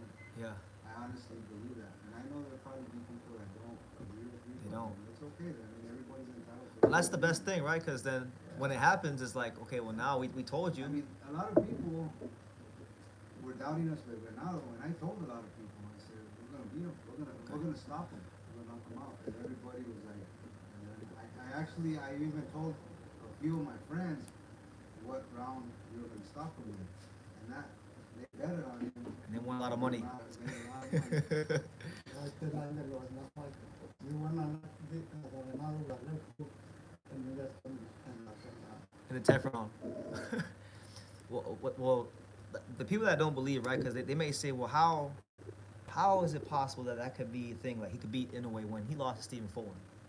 How Yeah, I get that a lot, but you know, I'll be honest with you guys, and I'll be honest with the people. Stephen Fulton is a great fighter, and I won't take nothing away from him. He's very skilled, but at the time that we took that fight, we weren't at 100%. You know, there was a lot of issues that we had at the time. Angelo, we got COVID about 5 weeks before that, so which took a toll on his body and his breathing. So that's why we weren't able to do what we wanted to. Mhm. You know, there was, like I said, a lot of issues eventually, and like I said, I don't want to take anything away Yeah. from Fulton. He's a great fighter, but maybe in the future we could run it back. You know what I mean? I'd love to. I mean, Yeah, we'd like Stephen. we'd like to run it back, you know, out here in Vegas, you know what I mean? Mhm. I think that'd be a great fight. You know, Either him or unification, because I mean, a lot of people will say like, well, I'm tired of all these featherweights just talking about Inoue. When are these featherweights going to unify? Like, why do you think it's so hard, or why do you think none of the featherweights have unified yet? well, because I think that everyone's waiting for that big fight with Inoue. You know, everybody wants that. Everyone's looking for that fight. You know, so that everyone's kind of like just sitting back and waiting For him to come up. Come up, you know. Yeah. But yeah, we would love to do a unification with Espinosa. Espinosa, right? Because a lot of people say that he's the best guy in the division right now. That's what they said about Venado. So Yeah. We like that. Yeah. Yeah. What do you think about Espinosa, Luis? He's a tall guy. I've even heard people start going crazy and say, yeah, he's like Salvador Sanchez. What do you think? You know, Salvador Sanchez was Salvador Sanchez. Yeah, he's Salvador Sanchez. One of the best. Mm-hmm. Espinosa, he have his style. Mm-hmm. But we like to work the style, you know. And Angelo love to be underdog all the time. Correct. You know. And we have a few things how we did it. It's have to tell you how it Yeah. you know. But we know how to do this guy. Yeah. I'm excited. That's the fight I feel like, you know, apart from Inoue, that's the fight that I think would light the whole boxing world on fire is Espinosa and Angelo, I because agree. they're both like no nonsense fighters. So I hope it can happen really soon. One of the people in the chat, they said, was there any specific training Angelo did for his punching power? He seems like he's punching harder these days. I'll tell you what that is, and that's another thing I was gonna say about Stephen Fulton. We couldn't make 122 anymore. Oh, you guys stayed too long, you think? Stayed too long at 122. We shouldn't have fought at 122. After the Tremaine Williams, even for Tremaine Williams, he had a really hard time Weight making cut. 122. Yeah. And when we fought Stephen Fulton, that was a big problem. And even after we fought Stephen Fulton, we fought Alameda. At that time, he was really drained. I mean, just look at the picture. I was there. I mean, that was the first Angelo fight I went to like live. That's why he was. And I remember. That's why we weren't. He wasn't. Man, we had the hardest time to lose those 2 pounds. That's That's why he looked the way he did. You know. But look at the difference. What 3 pounds can do. You know what I mean? 4 pounds. 4 pounds. Yeah, 4. 4 pounds can do. It's a whole lot. Yeah. It's a whole lot. So, yeah, man, we see. That's about it. I can't think of anything else to ask. I feel like you guys did a pretty good job letting me let him, because I learned some things about Angelo, and people should know more about Angelo as well. So, yeah. Oh, speaking. Hey, there he is. What's good, Angelo? We're live. Yeah, we're live. I was doing a whole like sit down with Luis and Miguel. I was sitting here. Oh, really? Yeah, just talking to people. They want to talk to you. They keep saying Angelo this. And I wasn't even trying to talk about you. Because when I come to these lives, I don't even try to be talking about you. All right, wash your face. Go freshen up. No, Jairo. Luis Chavez did not train Johnny Tapia. But you were at that. You were there for that fight with Tapia Romero. The last fight I won with them. Yeah. We fight them. Yeah. I quit, helping them because it's a few things that happen in the fight. Yeah. That's why I left. And I go to the Candelaria from my another career there. Yeah. How crazy was the atmosphere? Because I watched the HBO. They say they had to get they had to move to Vegas and get more security because all the Puertorriqueños, all the people from Mexico, all the gangs and stuff, they were going crazy. People say a lot of things. Yeah. Danny was a good kid. Yeah. And Danny, little Danny, he never talked about Johnny. His dad is what made the kid. Yeah. But when I went over there to the dressing room, Johnny Tata, the thing, right? Mm-hmm. Johnny told me, tell the Romero's good luck, And I tell Big Danny what he said. Mm-hmm. That's nothing. Pero Albuquerque made a few fighters, and It made it like a big event. yeah, the big event, and I know Danny can beat Danny, but the training they won't the way Big Danny gonna do it. Yeah. I don't know. He wasn't listening. Eh? Danny was listening in training camp. No, I tell Big Danny, I know Danny cannot Danny because he had a problem. Mm-hmm. I said, because we don't wanna fight it inside, we wanna box. Mm-hmm. How do you wanna box boxing? Mm-hmm. And he told me, I don't wanna hurt you. What you wanna do? I wanna do my way. Okay. This way, like with Miguel, we we argue, we are we plan the plan. Uh-huh. We're gonna work this way, and guarantee you know, it's why the team is good because we work together. There's like not egos. There's not, everyone plays their role. Like, I mean, And then you know they go different ways and he's paying. And I know inside me, then it can be different. Johnny Tapia, but he didn't listen on that night, so he didn't win. So you say you wanted him to box the Tapia to get Tapia to come forward and what counter? Or? Basically, what Luis is saying that he wanted Danny to go in there as a puncher because he was a bigger puncher. Yeah, yeah. He wanted to fight him, and Danny's dad wanted to box Johnny, and we said, well, you know, why? How are we gonna box a boxer? We need to go in there and take the fight to him and knock him out. Yeah. And the dad, I guess, Danny's dad said that no, we're gonna box him, and that's all there is to it. I don't want to hear you. And that's what he told Luis. Oh, that's terrible. Yeah. That's boxing though. Sometimes people get their head. Yeah, that's why we work pretty good with Angelo. Angelo because we work together. Yeah, we do all of us work together, you know. Coach John does an amazing job with the conditioning and getting him ready.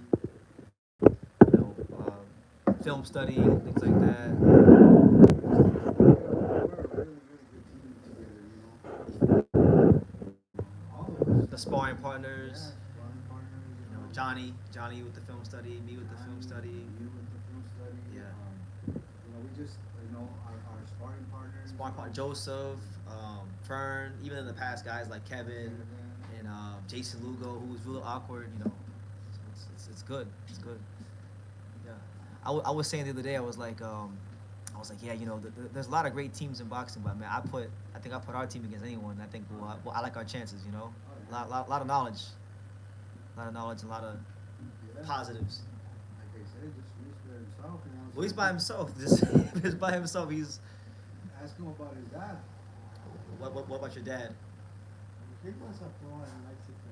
Oh yeah. Yeah, he was a welterweight. Okay. You know, he got cut all the fights. You know, you can see the eye from the cuts. You know, and he quit boxing. And I love boxing. You know, when I'm in Mexico. So he never showed me how to fight. My cousin, they give me every Tuesday we have a fight, put the gloves on, and then beat me to bed. And one Sunday, my dad went asking my uncle to learn the gloves and show me how to throw. Yeah, right hand and Uppercut. Yeah. just 2 punches.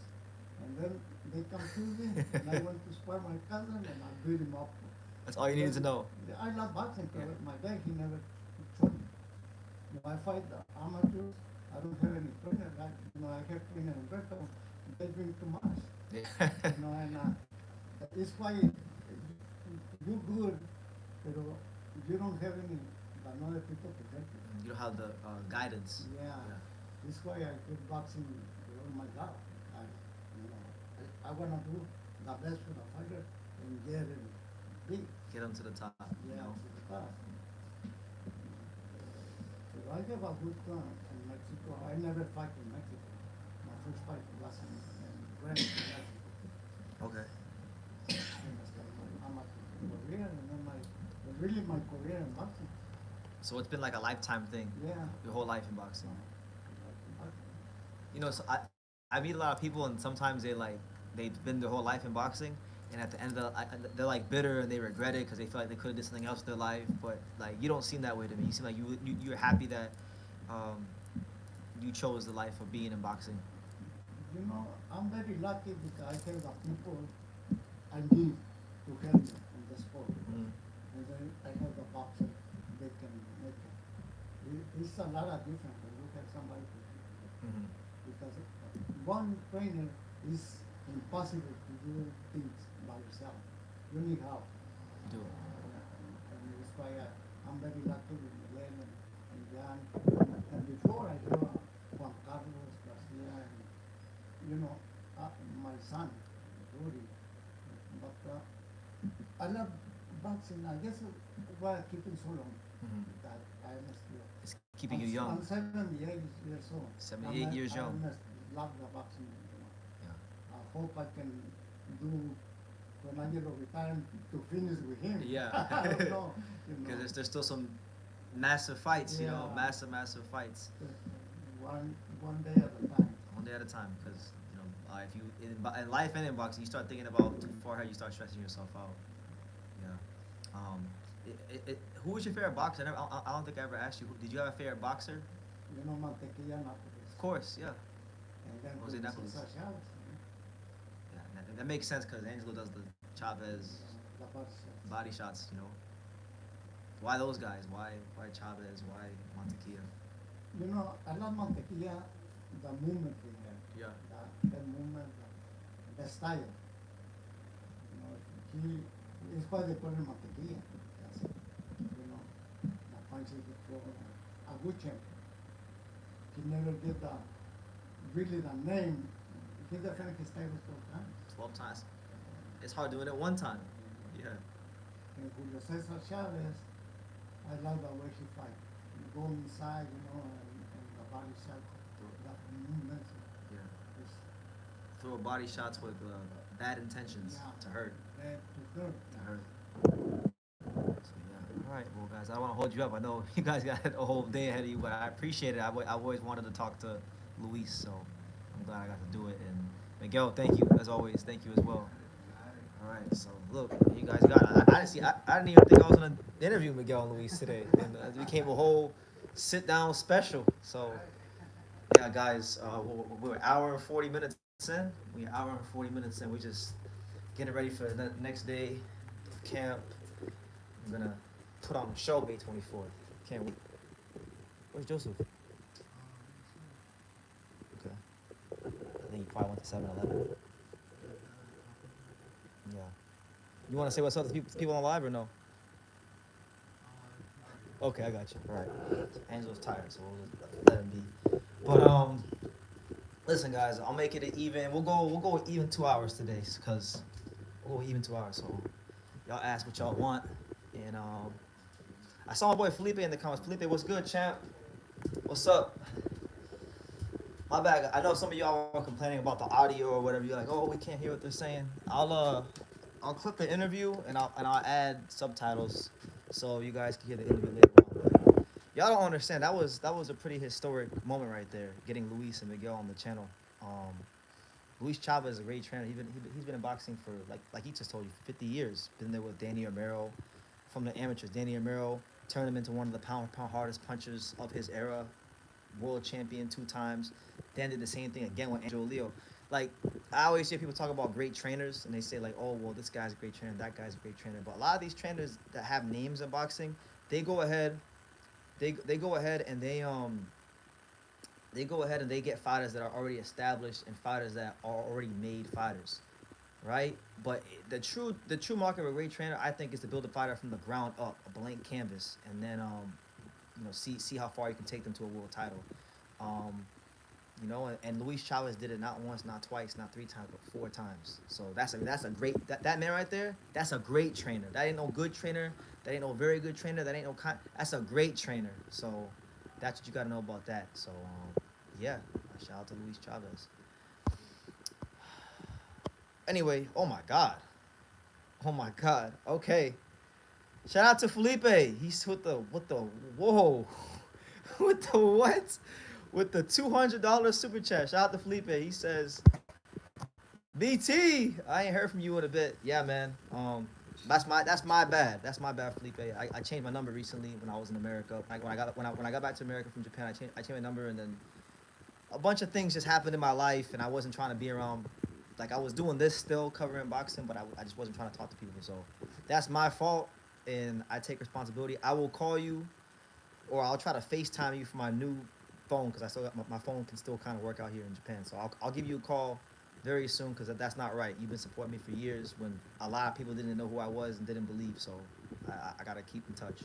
But I hope you're well, and I hope your family's well, and I hope Hark is well, and I hope Pete as well, and everything in Texas as well. I'll probably be I'll probably be in Texas in July for Bam's fight, so we can get up then. Yeah, yeah. Joe, what's up? What's up, man? I'm still live. They asked me. They said, "Who are some good contenders? Who are some good future contenders at 122?" And I said, Joseph Macedo is a future contender at 122. Yes, sir. Yes, sir. Yes, sir. Now you guys don't know who this guy is. I've been posting a lot about Joseph. Yeah. And they're probably like, "Oh, here we go, PT Right. on that." But I wasn't wrong about Angelo. I told you guys about Angelo, right? And there's been a lot of guys I put you guys on to. I'm telling y'all, I've been knowing Joseph since he was an amateur, since he was sparring at Johnny Toko's. He's only 6-0, but this is a world level fighter, guys. And he's got a couple things. He has a couple things like anybody else that he has to correct. But there's Of one. course. There's one thing in particular. When he corrects it, he gonna be a main event fighter. Yeah, I appreciate you, bro. We on our way. We on our way. Before you head upstairs and enjoy whatever you got from 7-Eleven, Yeah. what can you tell people about yourself as a fighter? Like what makes you so different and so special as a fighter? Because there's so many fighters, good fighters in the world. What makes Joseph different? I think just my self belief, man. My just my willpower. You know, like nobody's telling me to go do this, go do that. I'm doing everything on my own. You know, No like handouts. Nobody's giving you no money. no handouts. You know, my first fights in Mexico, I was doing everything on my own financially, driving down myself, and even, you know, from the amateurs to the tournaments I was going to, I would show up by myself to fight. So I'm just like the type of fighter, regardless of who's in my corner, who's not in my corner, I'm there to fight, and I'm coming with everything that I got, you know, and my discipline always speaks for itself. I'm always in shape. I'm always ready. So that's who I am. And you know what's crazy? Last time you fought for an NABA title, NABF. NABF title. Yes. Good regional belt to win. They brought you into the guy's hometown, Coronado Martinez. Martinez. Yeah. Yeah. And look. This is how boxing is. He beats Coronado Martinez, right? They made Joseph fight when he was undefeated, and then Top Rank said, "Oh, the coast is clear. Put him in with Albert Chow Gonzalez." Right. Right. So Joseph don't got like no major backing right now, but he's a major fighter.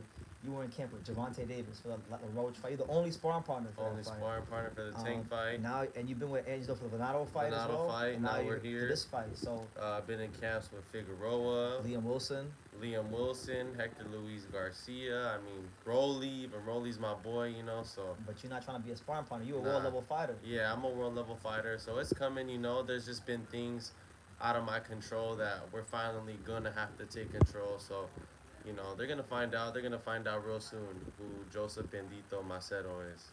And y'all listen. If y'all watching True School, you've been on that name. So Yeah. yeah. So Joseph, I'll let you go. But Appreciate you. Thank you. Yeah.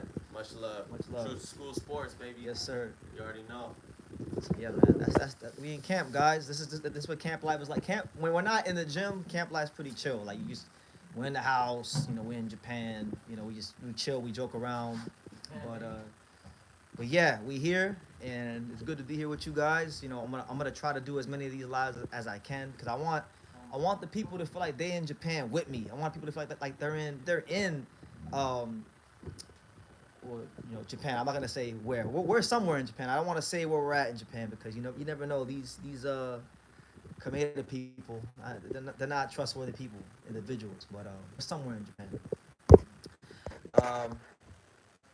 A fight against Chop Chop would be fire. Joseph Macedo and Chop Chop, shit. I love that fight. They got a common opponent, so why not?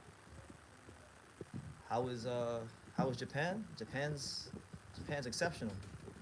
Japan is great. But like, I gotta continue to drive this point home. I'm not really thinking too much past Angelo's fight, just the 24th. This is not a vacation. This is not like other trips where I come here and I'm like in tourist kind of mode.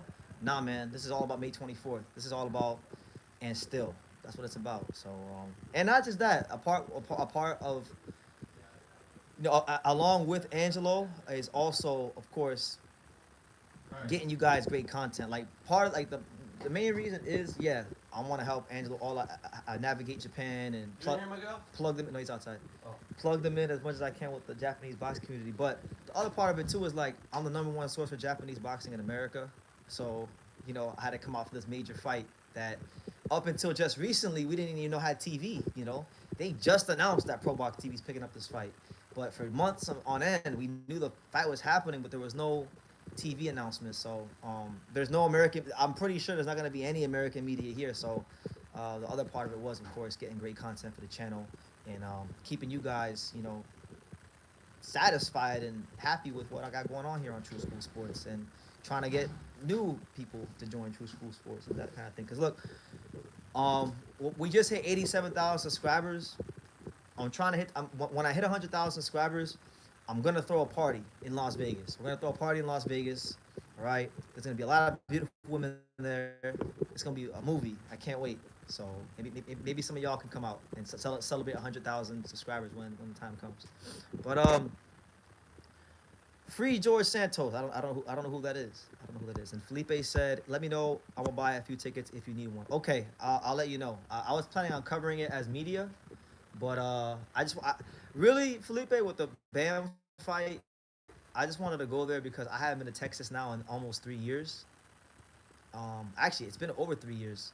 So straight up, I want to go to Texas. I miss Texas. Texas at one point was like a second home, and this fight's in Frisco where I met you, Felipe. So I gotta be in Frisco for that fight, and it's a good fight. Bam's fighting Kafu, fresh, 26-year-old, strong, undefeated champion coming off a big win against Kosai Tanaka. Unification fight, that's a good fight. Pacheco's fighting Macumbi in a fight between the punchers. That's a good fight. So that's a card worth going to. My main man, Ken Mock, he says, "Hey, Brennan, let me know next time you're in Los Angeles." I will definitely do that, Ken, and my bad for not. I haven't spoken to you since January. I got a new number, so I got a new number, and then like a lot of things in my life happened away from YouTube, and I kind of like went into isolation for a little bit. Like I still made videos, but outside of YouTube, I was like kind of like in isolation mode. But that's just what it was. So yeah, I'll make sure I give you a call soon, and so you have my new number. We can talk because you're a good dude. Hang out. Just it was really cool that one time when you had me and Eric at your house, and you were very welcoming to us, and I appreciated that a lot. And yeah, and funny enough, Eric, who you met, Ken, he actually was one of Angelo's sparring partners for this fight coming up with Kameda. So.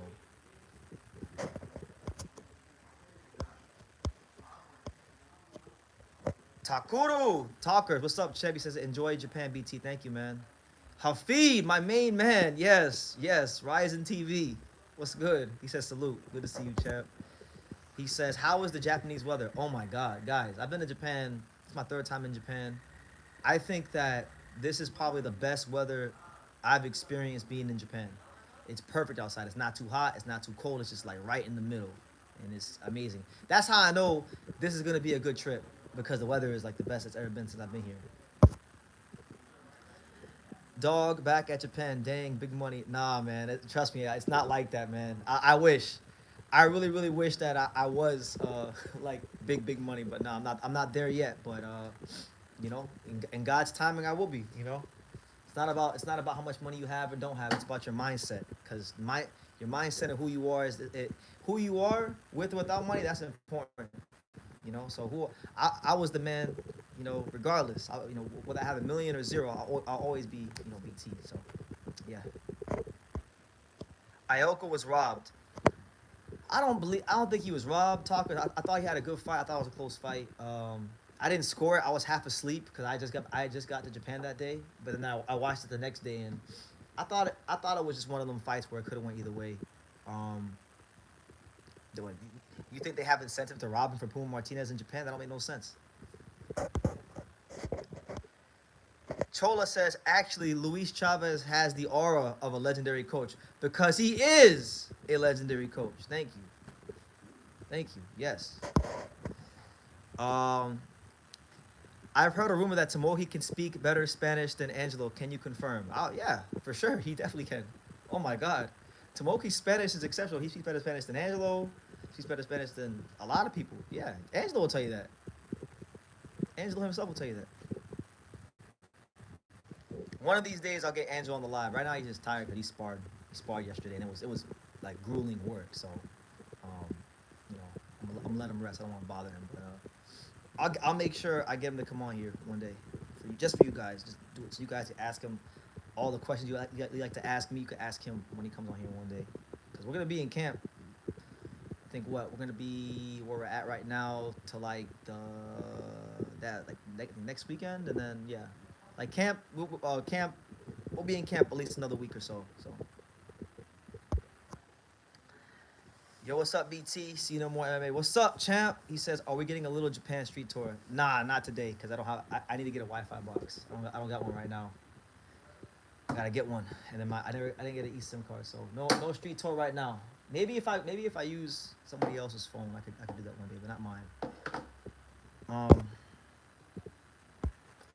When one of the judges only gave Ioka 2 rounds, what do you think? I didn't even see the scorecard. I don't remember seeing the scorecards. I just know that he lost. If they only gave Ioka 2 rounds, then that's messed up. He won more than 2 rounds, and he got a knockdown, so that's not fair to him. That's disrespectful to a champion like him. Yeah, I see why you feel how you feel. I'm not knocking you, if that's the case. Are you planning to go to a nightclub in Japan? Because I heard they are some of the best in the world. Potentially, you know, after the fight, potentially, but I'm not really worried about after. It's just about the fight itself. But I can confirm because I've gone to, let me see, I've gone to two night. I'm not a nightclub guy, but I've been to 2 nightclubs in Japan, and they are something to behold. I bet money on Puma, but I gotta call it how I see it. I hear you. Maybe I should go watch it again. Angelo Leo on the first page of a Boxing Beat magazine would be beautiful. Actually, oh my God, I wish they would do that. I think if you know what, I'm gonna keep my fingers crossed. What do you think, Chola? Do you think if he knocks out Kameda, do you think that they would actually put him on the cover? I hope they do, man. That'd be sick because I love Boxing Beat magazine. I love the Japanese magazines. They put a lot of effort and they do a lot of great work. You know, I can't read what the fuck it is they're writing in there, but you know, the pictures look nice and it looks well structured. You think Lomachenko can come back for another fight? I think he's still current. He has to make a decision on what he's gonna do because Murataya just became the interim title, which means he's the mandatory.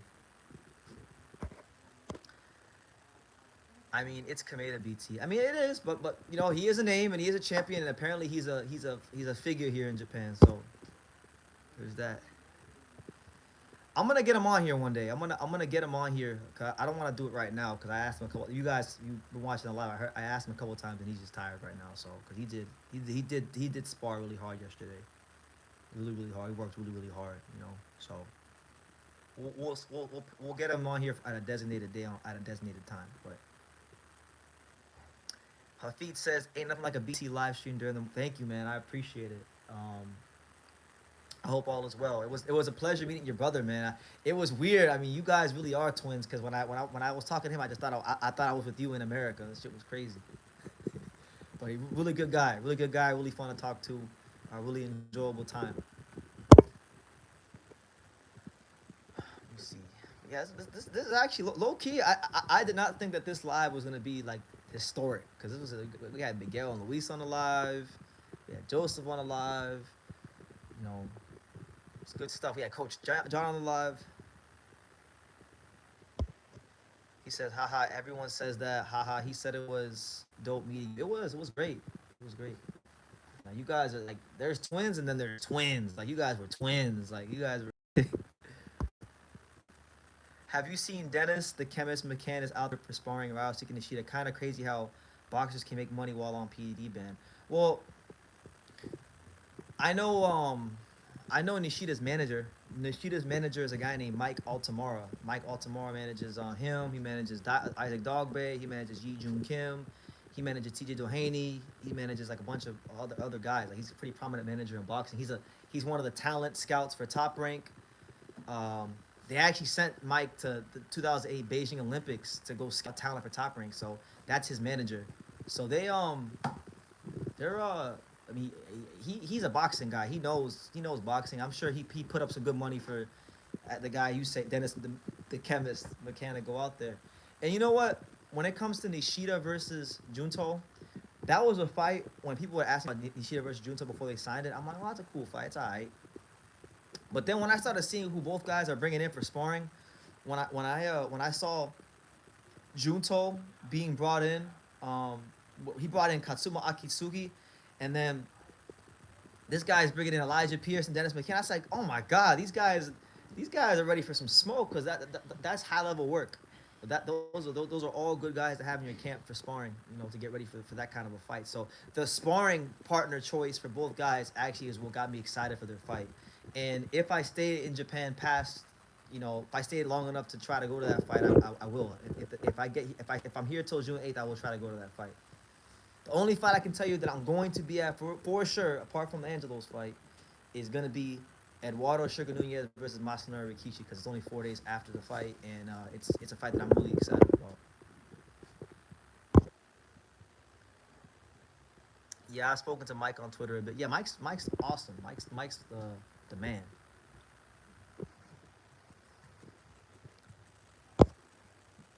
It's funny that you actually well, I'm not. Listen, Hyro, I'm not here to insult people. I'm trying to be more positive and not insult people. So we're not gonna do that. Oh. Go ahead. You're good. You gonna go upstairs? Yeah, I'll go. I can go upstairs. It's fine. Okay. But yeah, guys, I'm gonna wrap it up soon because I'm not sure what the plan is, but it's been a great live, guys. I appreciate you guys checking in with me and supporting. Chola says, "Did you meet Ramon Cardenas in Japan?" No, I didn't meet him in Japan, but I mean, I saw him plenty of times when I covered the fight in the media room. He was pretty cool. I didn't interview him, but he was cool. Have you heard anything about Hideki Ohashi as a promoter? I know he has the GOAT. I mean, have I heard anything about him? I mean, I know he has a good stable of fighters. I know he has Inoue. Funny enough, I'll tell you this reversely. I'm not gonna say who or what or how, but I got a phone call from somebody here in Japan recently, and he confirmed to me that my name came up in a conversation between him and Hideki Ohashi. So Ohashi knows who I am. That's kind of crazy that he knows who I am. And he also confirmed to me that Mr. Honda knows who I am, which Mr. Honda has met me, but I didn't think he knew who I was. But they know who I am, and I got a phone call about it the other day. I won't tell you guys what the context of the phone call was, but I got a phone call. What's my favorite thing about Japan? Oh man, the food. For me, the food. I would say the food, and definitely the public transit. Cause you gotta understand, guys. Like coming from where I grew up in South Florida, we have like the worst bus system in America. It's terrible, and like just seeing how efficient things out here. Probably the efficiency of the public transit, and then just the food. Like yesterday, I had a bunch of lamb and stuff like that. It was good, and Moe's Burger is always great, and I have freshwater eel is amazing, and takoyaki is fire. I mean, there's a lot of great food in Japan. Do you believe Eduardo Sugar Nunez could have beat Anthony Kakachi? Yes, Orlando. I do think he could have, and I think Anthony Kakachi agrees. That's why I moved up.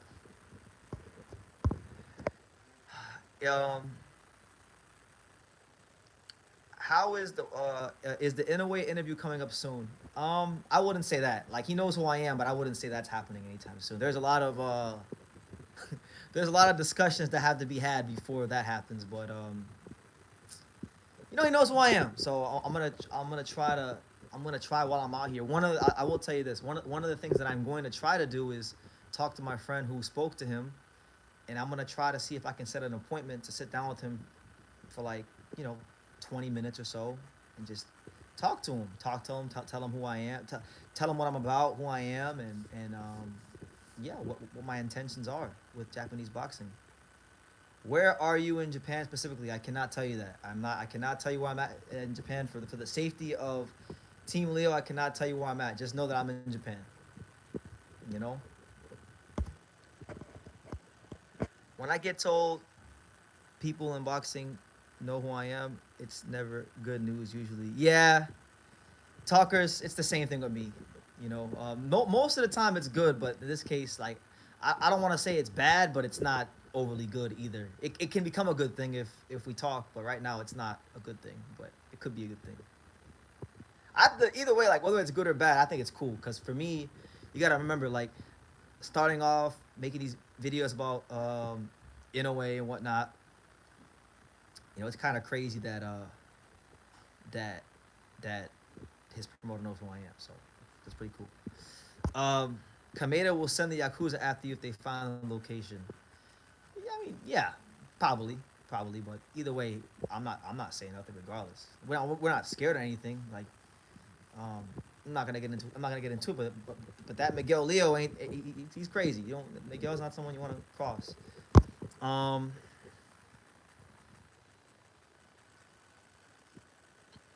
you're on BT. He didn't move up. Okay. Vacated the belt, Hyro. He vacated the belt because he didn't want to fight his mandatory.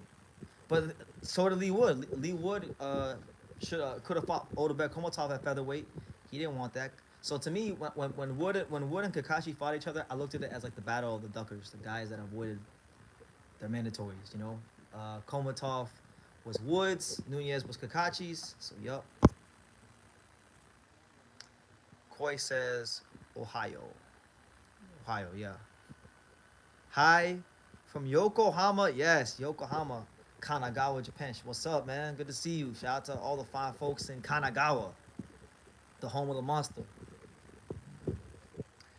Is there any leak on Angelo Leo's walkout song? No, I don't know. He normally comes out to this one Mexican song, and he don't really change it. I mean, I have recommendations, but he's gonna do what he want to do. So it is what it is. But no, I can't give you any leaks. This is the issue with UK boxing. There's so much money in these shit fights in a world level context. When they're both 36, they're gonna take the money. I understand. I'm not knocking them. I'm not knocking Kakachi and Wood getting their money. Get your money. I'm just telling you that I would rather have seen them fight the mandatories. But I understand that the mandatories, we're not gonna offer a lot of money. BT, nice to see you live. It's nice to be seen, man. We just here. I've been here for like 2 hours. Shoot my mouth off. We did a whole unplanned sit down interview. It's been great.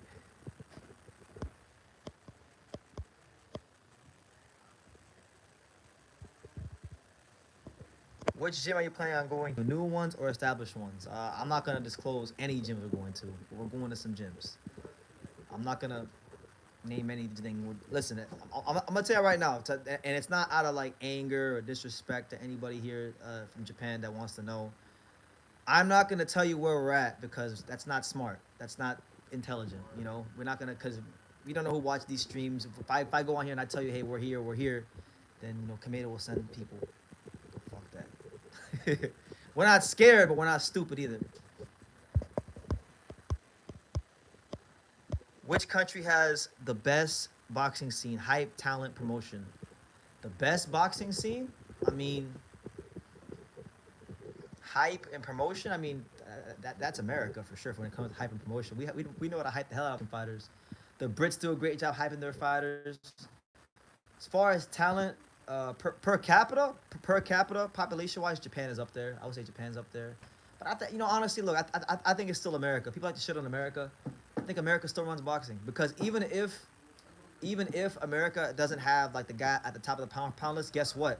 The guys at the top of the pound list still have to come to America to get high level sparring. So even if America ain't, if we don't have guys in the top 5 or on the top of the list, the best fighters in the world still get the most quality sparring in America. So I'll still say America.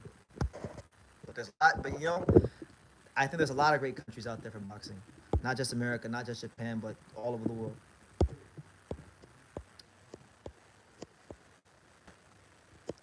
Oh, only a few people know Yokohama, except they're not Tokyo. You're a neat man. Well, I've been to Yokohama, and if you've been to Japan and you've taken the train to Yokohama, you know that Yokohama is not in Tokyo because it's different. It's a whole different train line. It's a whole different thing.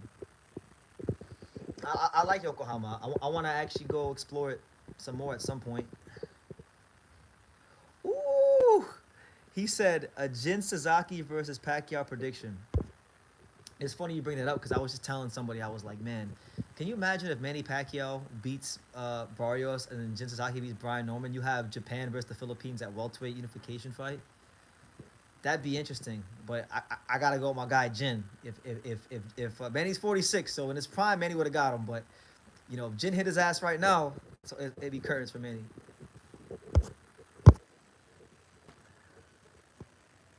if Britain gets behind Jody Herrera, he'll be a big fan friendly style too. I like Jody Herrera.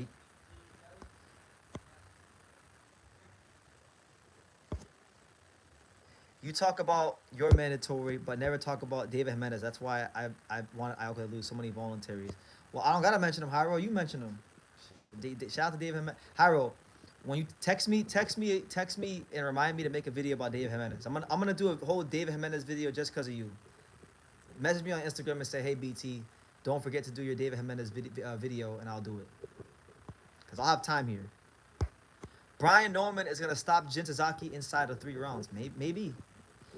Or, that fight so explosive, talkers, it could also be the other way around. Jin could get Brian Norman out of there in 3 rounds. Because Norman, I was watching both of them last night, and I said this earlier. Norman is like the heavier-handed guy, right? He's more heavier-handed. Jin, I actually think is the more explosive guy who throws more volume, but also is still equally explosive. So there are some paths to victory for Jin to slump Brian Norman. Don't.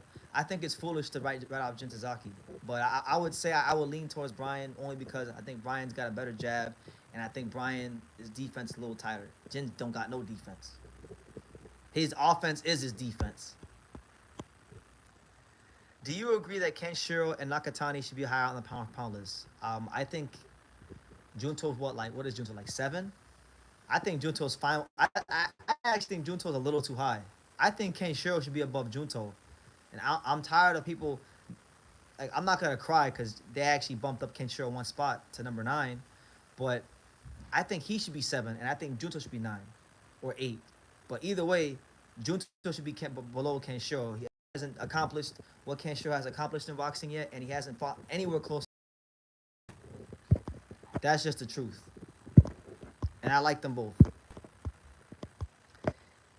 If you come to Yokohama, let's hang out. I can help guide you around. Okay, well, just send me a message on Instagram or Twitter. If you got me on, if you find me on there, just all you gotta do is message me, and we can organize it there. I love Yokohama. That's a town where I've been there. I've seen some things, but I do gotta go explore it more. It's funny because the first time I came to Japan, I went to the Ohashi gym, and I had a terrible experience. Right, I had a bad experience. For those of you who watch the channel, I privated the video, but I made that video where I was all mad outside the gym, but I didn't like it. It was in poor taste. And I was supposed to go to this place called Cosmo World, this amusement park. And I keep saying every time I come to Japan, I'm gonna go to Cosmo World, but I still haven't gone to Cosmo World yet. So maybe this time. The following star says, is Inoue the best fighter in terms of honoring the mandatory system today, given the opportunity for the unknowns is something that other major names are not consistently doing? Let me see. Because was Cardenas a voluntary? I think he was a voluntary. I don't know if he's the best. He's one of the best. I'm trying to think of all the other champions, but he's pretty good at that. I haven't seen him duck any mandatories. I can't think of any guy like that was a higher risk, low reward guy that he just said, I don't want to fight him because the money ain't right. He normally, no. One thing I will say about Inoue is if he's in a guy's weight class and those guys are, they prove themselves to be top guys, he'll fight them. From what I've seen on TV, the venues in Japan feel more like places to watch sports, while in the U.S. they seem more like entertainment events. Although, yeah, you hit it right on the head. I kind of like the fact, though. I like the fact that Japan's like that when it comes to certain things. Like, I like, as far as the commission and how they run boxing in Japan, I like the fact that it's treated like more of like a sport. Because in America, sometimes there's too much value placed on entertainment. But as far as the actual event itself, I like American entertainment value more than like Japan. Cause like some of these shows, they're well matched, but then they're like the entertainment, it ain't there. That's just me. I'm gonna go upstairs. We can go upstairs. You like Kenshiro and Junto, but I can't like two hockey teams. The Panthers better not blow it. Hiro, I told you. I said the Panthers are gonna smack the Maple Leafs. They won their 2 games. They got, what is that? It's like a sandwich. No, sandwich. Okay. Oh, look. Hey, Fern, I'm live right now. You want to highlight people? So we got Fern right here, right? So tell them who you are. We got. Hey, so my name is Fernando Paredes. I'm a 4-0. 4-0, 3 KOs, and you know, just joined Team Angelo Leo recently. We've been in camp for a while now. For a while now. For a good amount of For a while time. now. Hey, I'm gonna tell y'all about this. Like, this guy is very athletic. He fights with a big imagination. He does crazy shit in the ring. He's very fun to watch. He kind of like you do some like Venado Lopez type things in Type there. shit. Type shit in there. Like he does something like, but he got his own style. He's not Venado Lopez. He's firm, right? I told BT, I was like, because yesterday was the first time he see me spar. Yeah. So 2 days ago, I told him, I was like, I do some crazy shit in the ring, but he was like, yeah, okay. And Okay. yesterday He did some crazy shit. Yeah, hold the camera. I'm gonna show you what this guy did. Look, this what Fern did. Like, he was in the ring, right? He was sparring the one Japanese guy. You know these Japanese fighters, they're very like by the ball, they're like that, right? Yo, this dude, cause he likes to shift a lot. Fern likes to shift a lot, so he was in the I think he was in an orthodox stance, right? He threw like an overhand right, and then he like posed right there, and then he like shifted back into the southpaw stance, and then he ran this dude right into a straight left hand down the middle. Like, it was crazy. Like, I'm not even doing it right. I can't even mimic it. It was just like, it was different. It was different. I like Fern. I'm telling y'all this about Fern. Fern is really entertaining. You guys always, I know when I go live for certain fights, you guys are like, oh, that guy's boring. I guarantee you will never say that about Fern, whether he wins or he loses. He's one of those five. He's just fun to watch. So watch out for him. Watch out for Fern, because he's gonna be a really entertaining fighter, and he's gonna be someone that he's someone like he's 19 right now. Yes, sir. And he asked me yesterday. He said, BT, do you think I have potential? I said, and my response was, do you think you have potential? Yeah, I do. And then I said, well, fuck what I think. You know, yeah, I think you have potential, but you gotta believe it. Facts. So, yeah, Yo. watch out for him. Shout out BT. Shout out to Fern. Let's go. There you go. Let me see. They said you should go to Mount Fuji for a picture when Angelo wins to have a good trip. You know, we'll see what happens. You know, we're not worried about that just yet. We're worried about the 24th. So, fair. As I'm an Inoue fan. Japanese venues make Naoya walkouts so cool. I love it. Yeah, he does great walkouts. Is it just me though? But I had to see. It's just me. I had to see both in person. American fights are pretty cool. I think when you go to a big time fight in the USA, it's real cool. Tank fights are a lot of fun. Canelo fights are a lot of fun. There's a lot of big events in the States. Mount Fuji, LOL, it's a big commitment. Yeah, like, come on. Like, if you're doing a whole fight, Mount Fuji is massive. I mean, I climbed, when I was here in Japan last time, I was out in West Japan with my good buddy Taihei Yamamoto, and I climbed Mount Ishizuchi with no spikes on my shoes, just it was snowing. And that was like, you know, that was a mission, so I can't imagine Mount Fuji.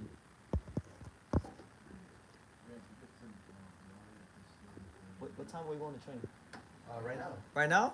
Okay, we're going to go leave right now, guys. So listen, you guys at We're going to the park. So. I'm gonna come. But guys, look, I'm gonna wrap the live up because the day is about to start. Hope you guys enjoyed it. Thank you for the support. I don't know if we'll be live tomorrow, but maybe 2 days from now. If not tomorrow, then 2 days from now. And guys, thank you for the support. Keep a lot of great content on the way, and like I say in every single one of these videos, you can love me or you can hate me, but I'm just a kid from Dane. So until next time, take care.